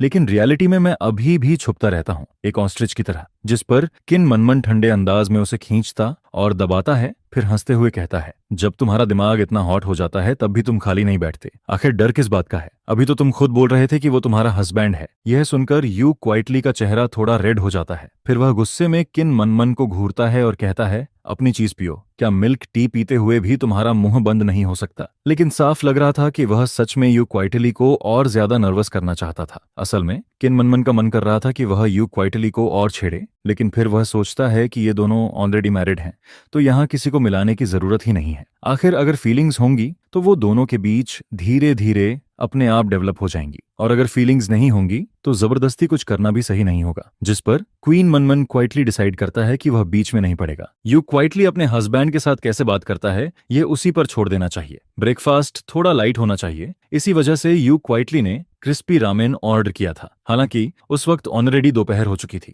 दूसरी तरफ मैं शाम को खाने का टाइम चूज कर रहा था क्योंकि यू क्वाइटली अभी सिर्फ ब्रेकफास्ट कर रहा था और उसके बाद उसे अपने फ्रेंड के साथ थोड़ा घूमना भी था, जिस पर मुझे लगा कि शायद उसे बाद में भी कुछ खाना पड़ेगा, इसलिए मैं बहुत जल्दी का टाइम नहीं रख सकता था। काफी सोचने के बाद मैं यू क्वाइटली को टाइम भेजता हूँ तो फिर रात के 9 बजे। अगर धीरे धीरे खाया जाए तो ज्यादा से ज्यादा 11 बजे तक खत्म हो जाएगा और मॉडर्न सोसाइटी में रहने वाले इंसान के लिए इतनी देर से खाना कोई बहुत लेट भी नहीं होता। जिस पर यू क्वाइटली रिप्लाई करता है, ठीक है, रात 9 बजे हॉटपॉट रेस्टोरेंट में मिलते हैं। यू क्वाइटली को फील होता है कि यह पहली बार है जब वह मेरे साथ बाहर खाने जा रहा है, जिस पर उसे लगता है कि उसे थोड़ा और प्रॉपर्ली तैयार होना चाहिए। अभी सिर्फ 8 बजे थे। यू क्वाइटली किन मनमन से कार चलाने के लिए कहता है। वहां पहुंचने में लगभग 20 मिनट लगते हैं। अगर रास्ते में ट्रैफिक ना हो तो ज्यादा से ज्यादा आधा घंटा लगता। रास्ते में आसपास में एक साइड पर यू श्याओ मारू बेचने वाला स्टॉल दिखता है, जिस पर यू क्वाइटली कार से उतरता है और 3 पैकेट्स खरीद लेता है, साथ में 3 कप्स मिल्क टी भी। फिर वह कैजुअली पूछता है, क्या एक तुम्हारे लिए वापस ले चलूं? कार चलते हुए रास्ते में थोड़ा ट्रैफिक था, जिस पर किन मनमन चिन पर हाथ रखकर यू क्वाइटली से पूछता है, क्या तुमने कभी सोचा है कि फ्यूचर में अपने हस्बैंड के साथ डेट पर जाओगे? यू क्वाइटली कुछ देर चुप रहता है, फिर वीक आवाज में पूछता है, डेट पर क्यों जाऊं? मैं वैसे भी ज्यादा बाहर नहीं जाता। यह सुनकर किन मनमन कुछ देर के लिए स्ट्रेंजली साइलेंट हो जाता है, जैसे उसे उम्मीद ही नहीं थी कि यू क्वाइटली ऐसा जवाब देगा। उसे लगने लगता है कि शायद उसके दोस्त के दिमाग में सच में कुछ प्रॉब्लम है। जिस पर किन मनमन फिर पूछता है, तो फिर तुम मेरे साथ बाहर क्यों आए हो? यू क्वाइटली कैजुअली जवाब देता है, क्योंकि हम 2-3 साल से मिले नहीं थे। तुम्हारे साथ बाहर आकर पुरानी बातें याद कर सकता हूँ, लेकिन लू चाओ और मैं तो हर दिन मिलते हैं, हम हर दिन साथ रहते हैं, फिर हमें डेट पर जाने की क्या जरूरत है? यह सुनकर किन मनमन ऑलमोस्ट हार मान लेता है। फिर वह कहता है, घर और बाहर एक जैसे थोड़ी होते हैं। ये वैसे ही है जैसे लोग सिनेमा में मूवी देखने जाते हैं ताकि वहां का एटमॉस्फेयर फील कर सकें। जिस पर यू क्वाइटली तुरंत जवाब देता है, लेकिन मैं तो सिनेमा में भी मूवी देखने नहीं जाता, वहां मूवीज बस ज्यादा महंगी होती हैं। उसके अलावा कोई और फायदा है क्या? अगर लाइफ में स्पेशल इफेक्ट्स होते तो शायद इस वक्त किन मनमन के सिर पर हॉपलेस चमक रहा होता। फिर वह सीधा पूछता है, तो क्या तुम अपने हस्बैंड को पसंद करते हो? क्योंकि जब किसी को सच में पसंद करते हैं तो कई ऐसी बातें भी अपने आप समझ आने लगती हैं जो पहले समझ नहीं आती। जिस पर यू क्वाइटली कुछ नहीं बोलता। वह सीरियसली सोचने लगता है, क्योंकि उसका मेरे साथ ज्यादा कांटेक्ट नहीं रहा था, लेकिन वह इतना जरूर जानता था कि मेरे हस्बैंड होने की वजह से मेरे लिए उसके दिल में एक स्पेशल जगह है। वह रीजन एक्सप्लेन नहीं कर सकता था, लेकिन उसे पता था कि यह जगह अलग है। उसकी अपनी आइडेंटिटी में यू क्वाइटली बस मेरे साथ हाथ पकड़कर चलने तक की जगह रखता था, बाकी चीजों का उसके लिए ज्यादा मतलब नहीं था। फिर यू क्वाइटली धीरे से कहता है, ये पसंद नहीं है, ये बस रिस्पॉन्सिबिलिटी है। जिस पर किन मनमन मुस्कुराता है और कहता है, अगर तुमने ऑलरेडी डिसाइड कर लिया है कि तुम उसके साथ जिंदगी बिताओगे तो तुम्हें अपने लिए भी थोड़ा रास्ता बनाना होगा। तुम और लू चाओ ऐसे ही बस साथ नहीं रह सकते। तुम दोनों हस्बैंड वाइफ हो, कोई को-ऑपरेटिव रूममेट्स नहीं। तुम्हें कोशिश करनी चाहिए कि तुम उसे पसंद करो। अगर कर पाओ तो वही सबसे अच्छा होगा, चाहे उसका स्वभाव ब्राइट हो या फिर बिल्कुल आइस जैसा कोल्ड। तुम्हें अपने दिल में कुछ तो फील होना चाहिए। जिस पर यू क्वाइटली फिर चुप हो जाता है। कुछ देर बाद उसकी धीमी आवाज निकलती है, ये बात बहुत डेंजरस लग रही है। यू क्वाइटली और किन मनमन कार में 20 मिनट से ज्यादा फंसे हुए थे और अब टाइम 8:40 हो चुका था। जिस पर अचानक यू क्वाइटली को फील होता है कि शायद वह आज की मीटिंग के लिए लेट हो जाएगा। वह तुरंत अलर्ट हो जाता है, नहीं, अगर मैं लेट हो गया तो कितना एम्बेरसिंग होगा। लेकिन किन मनमन काफी काम रहता है क्योंकि ट्रैफिक जाम उसके हाथ में नहीं था। जिस पर यू क्वाइटली अचानक कहता है, नहीं, मुझे पहले कॉल करनी होगी। हालांकि अभी भी लेट नहीं हुआ था, लेकिन उसके लिए यह बिल्कुल वैसे था जैसे कॉलेज में एक दिन पहले लीव मांगनी पड़ती है, क्योंकि सिर्फ वही लीव काउंट होती है जो पहले से ली जाए। यह देखकर किन मनमन नोटिस करता है कि यू क्वाइटली फोन निकालकर नंबर डायल करने वाला है, जिस पर वह उसे काइंडली रिमाइंड करता है, आवाज थोड़ी सॉफ्ट रखना, ज्यादातर लड़कों को जेंटल लड़कियां पसंद आती हैं। चिन मनमन अभी बोल ही रहा था, तभी यू क्वाइटली के हाथ में पकड़े फोन से कॉल लग जाती है और बहुत जल्दी उसमें से मेरी आवाज आने लगती है। जैसे ही कॉल कनेक्ट होती है, किन मनमन अपनी आईब्रोज उठाता है, फिर चुप हो जाता है। वह कुछ नहीं बोलता, बस यू क्वाइटली को एनकरेजिंग नजरों से देखता रहता है। जिस पर यू क्वाइटली एक गहरी सांस लेता है। यू क्वाइटली सच में बहुत कावड़ था। लू चाओ, मैं इस बार सच में समझ जाता हूँ, इंटरनेट वाला यू क्वाइटली और रियल लाइफ वाला यू क्वाइटली दोनों बिल्कुल अलग इंसान हैं। अगर ये वीचैट पर होता तो शायद यू क्वाइटली आते ही मुझे हस्बैंड बुला देता, और ऑनेस्टली वह सुनने में काफी कूल लगता, लेकिन रियलिटी में यू क्वाइटली बहुत ज्यादा सोचता है। वह जो भी बोलता है उसके पहले हर वर्ड का रिजल्ट सोचता है। लगता है हमारी तरफ थोड़ा ट्रैफिक जाम है। यू क्वाइटली अभी अगला सेंटेंस बोलने ही वाला था, तभी उसके बगल में बैठे किन मनमन की आवाज सुनाई देती है। वह शायद किसी को वॉइस भेज रहा था, तुम्हें अब भी मेरे पास आने की शर्म नहीं है? तुमने मुझे इतना गुस्सा दिलाया, इतने दिन घर से बाहर रहे, और कल रात जाकर तुम्हें याद आया कि मुझे मनाना चाहिए, फिर भी तुमने मुझे ठीक से मनाया तक नहीं। दो बातें बोलकर उल्टा कह दिया कि तुम्हें सोना है। क्या कोई फियांसे ऐसा करता है? मैं बता रहा हूं, तुम मुझे खोने वाले हो, समझे? चिन मनमान का टोन बहुत फियर्स था, जिस पर उसके बगल में बैठा यू क्वाइटली थोड़ा घबरा जाता है, क्योंकि अमन ने अभी थोड़ी देर पहले ही उसे जेंटल रहने को कहा था। मुझे फोन के दूसरी तरफ से बहुत हैवी मर्मर सुनाई देता है। मैं एग्जैक्ट वर्ड्स नहीं सुन पाता, लेकिन इतना समझ आता है कि कोई किसी को डांट रहा है, जिस पर मैं पूछता हूं, उधर कौन किसी को डांट रहा है? यू क्वाइटली धीरे से जवाब देता है, मैं कार में हूं, किन मनमन किसी को समझा रहा है। मैं तुरंत कहता हूं, वो तुम्हें तो नहीं डांट रहा ना? जिस पर यू क्वाइटली जल्दी से बोलता है, नहीं, ऐसा कैसे हो सकता है, वह नॉर्मली बहुत जेंटल है, वह यूजुअली किसी को डांटता नहीं। यह सुनकर किन मनमन वॉइस भेजना बंद कर देता है। फिर वह टाइपिंग करना स्टार्ट करता है, लेकिन साफ दिख रहा था कि टाइपिंग करते हुए भी उसका गुस्सा कम नहीं हुआ था। मैं कुछ देर चुप रहता हूं, फिर धीरे से कहता हूं, ठीक है, ट्रैफिक जैम है तो कोई बात नहीं, आराम से आना, जल्दी मत करना, सेफ्टी का ध्यान रखना। जिसके बाद मैं वेटर से भी थोड़ा ऑकवर्ड होकर कहता हूं, सॉरी, मेरे दो फ्रेंड्स रास्ते में ट्रैफिक में फंसे हैं, शायद उन्हें आने में थोड़ा लेट हो जाएगा। 9:20 हो चुके थे, लेकिन यू क्वाइटली और किन मनमन अभी तक हॉटपॉट रेस्टोरेंट नहीं पहुंचे थे। फिर अचानक मेरे पास मैसेज आता है, हम पहुंच गए। जिस पर मैं तुरंत रिप्लाई करता हूं, तो फिर सीधे अंदर आ जाओ, मैं भी अभी आया हूं, वेटर अभी मेन्यू देकर गया है, तुम लोग आओ, फिर साथ में सूप बेस चूज करेंगे। इसके बाद मैं quietly table number you quietly को भेज देता हूं। फिर मैं आसपास की खाली टेबल्स को देखता हूं। अच्छी बात थी कि आज ज्यादा कस्टमर्स नहीं थे, वरना मैं इतनी देर तक यहाँ नहीं बैठ पाता। मैंने जानबूझकर कॉर्नर वाली टेबल चूज की थी, क्योंकि मैं रियल लाइफ वाले यू क्वाइटली को देखकर थोड़ा कंफर्टेबल फील करना चाहता था। जब यू क्वाइटली और किन मनमन अंदर आते हैं, तब मैं उनकी तरफ पीठ करके बैठा था। मेरे हाथ में अभी भी ईस्टर एग्स की छोटी सी बुलेटिन थी, जिसे मैं कैजुअली पलट रहा था। जैसे ही वे दोनों अंदर आते हैं, यू क्वाइटली बहुत धीरे से बोलता है, लू चाओ। जिस पर मैं पीछे मुड़कर उसे देखता हूँ। यू क्वाइटली बिल्कुल वैसा ही दिख रहा था जैसा मैंने इमेजिन किया था, बहुत शांत, बहुत सिंपल।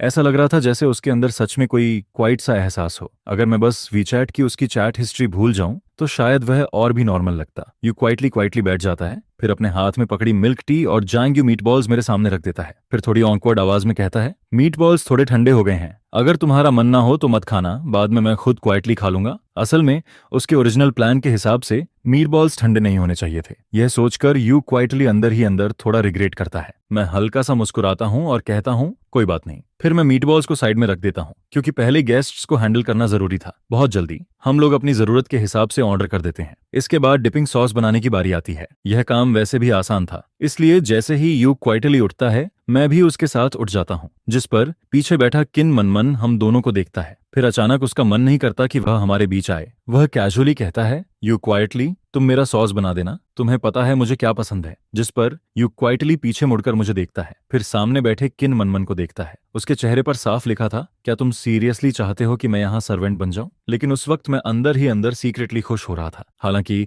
मेरे चेहरे पर कुछ नहीं दिख रहा था। यू क्वाइटली एक गहरी सांस लेता है, फिर सॉस टेबल के नीचे से 3 छोटे बॉल्स निकालता है। छोटे इंग्रेडिएंट्स रखने में आसानी हो, इसलिए वह अपने हाथ के 2 बॉल्स मुझे पकड़ा देता है। फिर कहता है, कोई भी काम हो लू चाओ, तुम हेल्प कर दो। मैं बॉल्स लेते हुए उसकी तरफ देखता हूँ, फिर हल्का सा हंसकर कहता हूँ, तुम तो हस्बैंड बोलने में बड़े स्मूथली थे, अब अचानक से नाम क्यों लेने लगे? यह सुनकर यू क्वाइटली के चेहरे पर सिर्फ 1 सेकंड के लिए अजीब सा एक्सप्रेशन आता है, लेकिन फिर वह तुरंत नॉर्मल हो जाता है। फिर बिना एक्सप्रेशन बदले कहता है, क्योंकि वह सब मेरा सेकंड पर्सनालिटी बोल रहा था। सेकंड पर्सनालिटी ने जो भी मैसेज भेजे, उनका मुझसे कोई रिलेशन नहीं है। मैं उसकी तरफ देखकर हंस देता हूँ। अगर ऐसा है तो फिर तुम ये भी बोल सकते हो कि तुम्हारा फोन खुद अपने आप मैसेज भेज रहा था, लेकिन अगर तुम्हें लगता है कि तुम्हारा ये रीजन वैलिड है तो ठीक है। यह सुनकर यू क्वाइटली पूरी तरह हेल्पलेस दिखने लगता है। फिर मैं उसे देखकर कहता हूँ, अब तुम थोड़े बोल्ड हो गए हो। जिस पर यू क्वाइटली तुरंत सेंसिटिव हो जाता है, लेकिन वह कुछ नहीं बोलता। इसी दौरान जब हम दोनों सॉस मिक्स कर रहे होते हैं, तभी हमारे ऑर्डर्ड डिशेस भी टेबल पर आ जाती हैं। अचानक यू क्वाइटली अपना सिर पकड़ लेता है, ओह,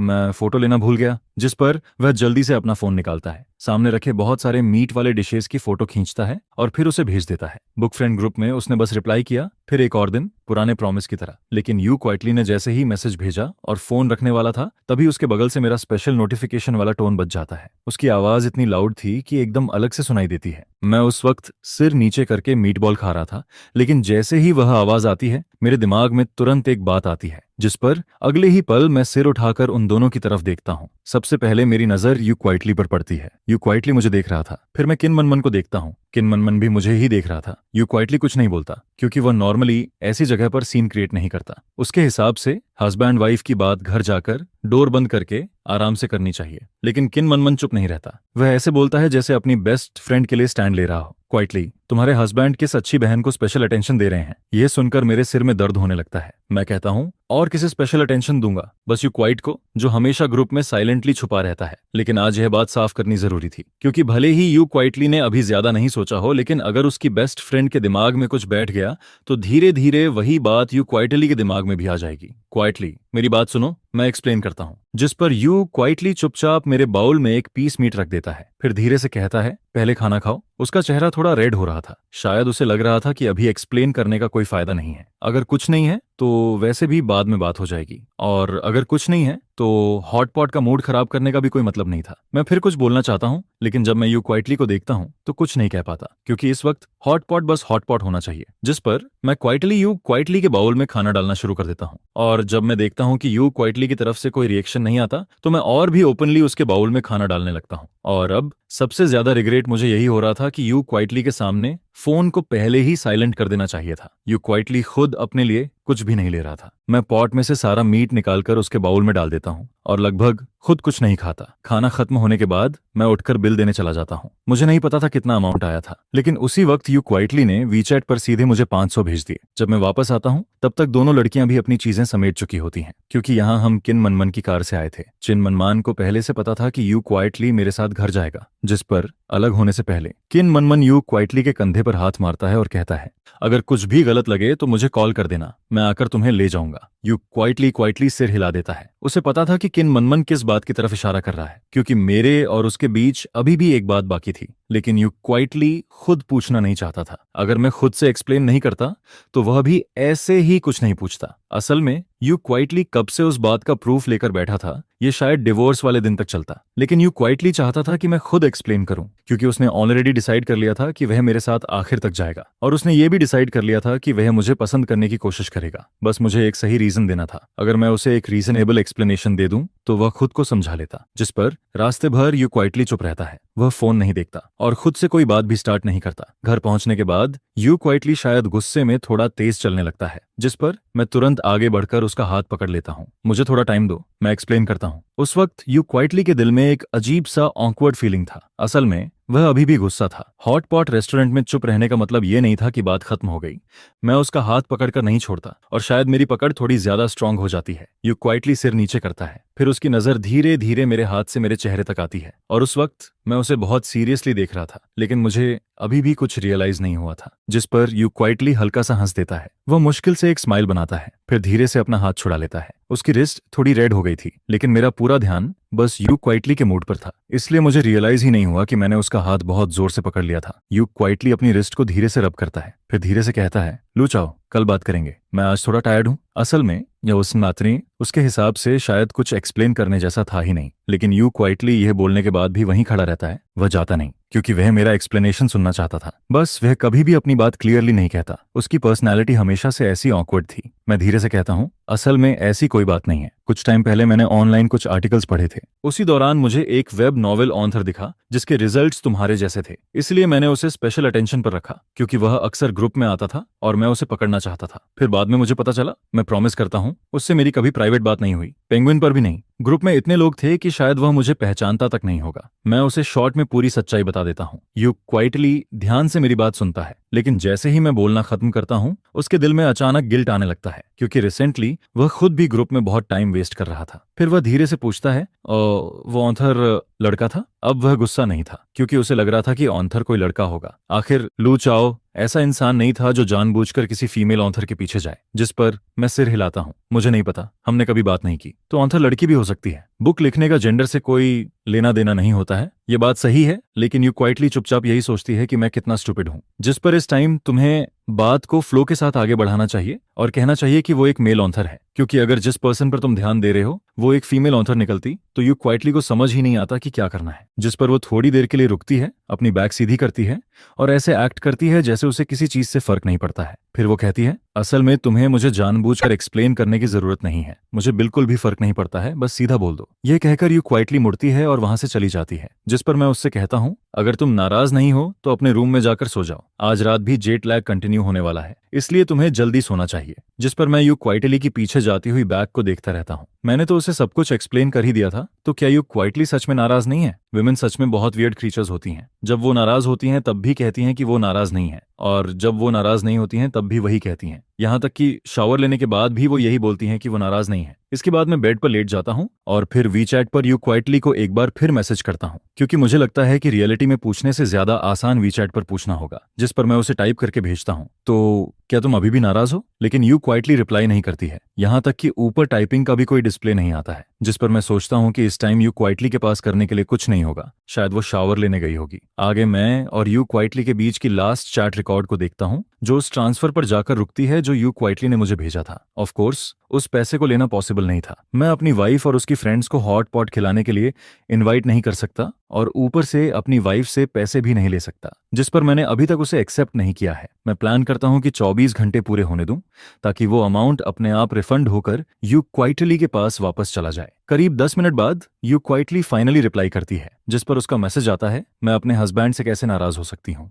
मॉम भी जानती है कि मुझे सबसे ज्यादा अगर कोई पसंद है तो वो मेरे हस्बैंड है। यह सुनकर मेरा मुंह थोड़ा खुला का खुला रह जाता है। मुझे बिल्कुल भी उम्मीद नहीं थी कि यू क्वाइटली ऐसा रिप्लाई करेगी, लेकिन इसके साथ ही मेरे दिल को थोड़ी राहत भी मिलती है, क्योंकि अगर यू क्वाइटली ऐसा बिहेव कर रही है तो शायद इसका मतलब है कि वो सच में नाराज नहीं है। और फिर उसके तुरंत बाद यू क्वाइटली मुझे एक और मैसेज भेजती है। वो लिखती है, मैं अभी रेड एनवेलप रिसीव करने वाली हूँ। जिस पर मैं वो मैसेज देखते ही थोड़ी देर के लिए रुक जाता हूँ, फिर चुपचाप वीचैट का इंटरफेस काट देता हूँ और डेट बनने का प्लान करता हूँ। इसके बाद मैं यू क्वाइटली की बुक पर चला जाता हूँ, क्योंकि काफी टाइम से मैंने उसे देखा ही नहीं था। आज नोटिफिकेशन रिंगटोन ने तो मेरी जान ही ले ली थी। ग्रुप में बहुत सारी मैसेजेस आई हुई थी, जिस पर मैं सीधे होम पेज से ग्रुप ओनर यू क्वाइटली की लेटेस्ट 2 चैट रिकॉर्ड्स देखने लगता हूँ। उनका टाइम वही था जब हम लोग हॉट पॉट खा रहे थे। वहां एक फोटो थी और उसके नीचे एक सेंटेंस लिखा हुआ था, आज फिर मेरे हस्बैंड के साथ डेट पर जाने वाला एक और दिन है। जिस पर मैं नीचे की बाकी चैट को रफली पढ़ता हूँ। ज्यादातर लोग यही बोल रहे थे कि जो यू क्वाइटली फिर से अपने हस्बैंड के साथ चली गई है, और कुछ लोग लेट नाइट पॉइजनिंग के लिए प्रोटेस्ट भी कर रहे थे। हालांकि यू जिंगशियन कई बार बोल चुकी है कि वो शादीशुदा है, लेकिन ग्रुप में हमेशा नए लोग आते रहते हैं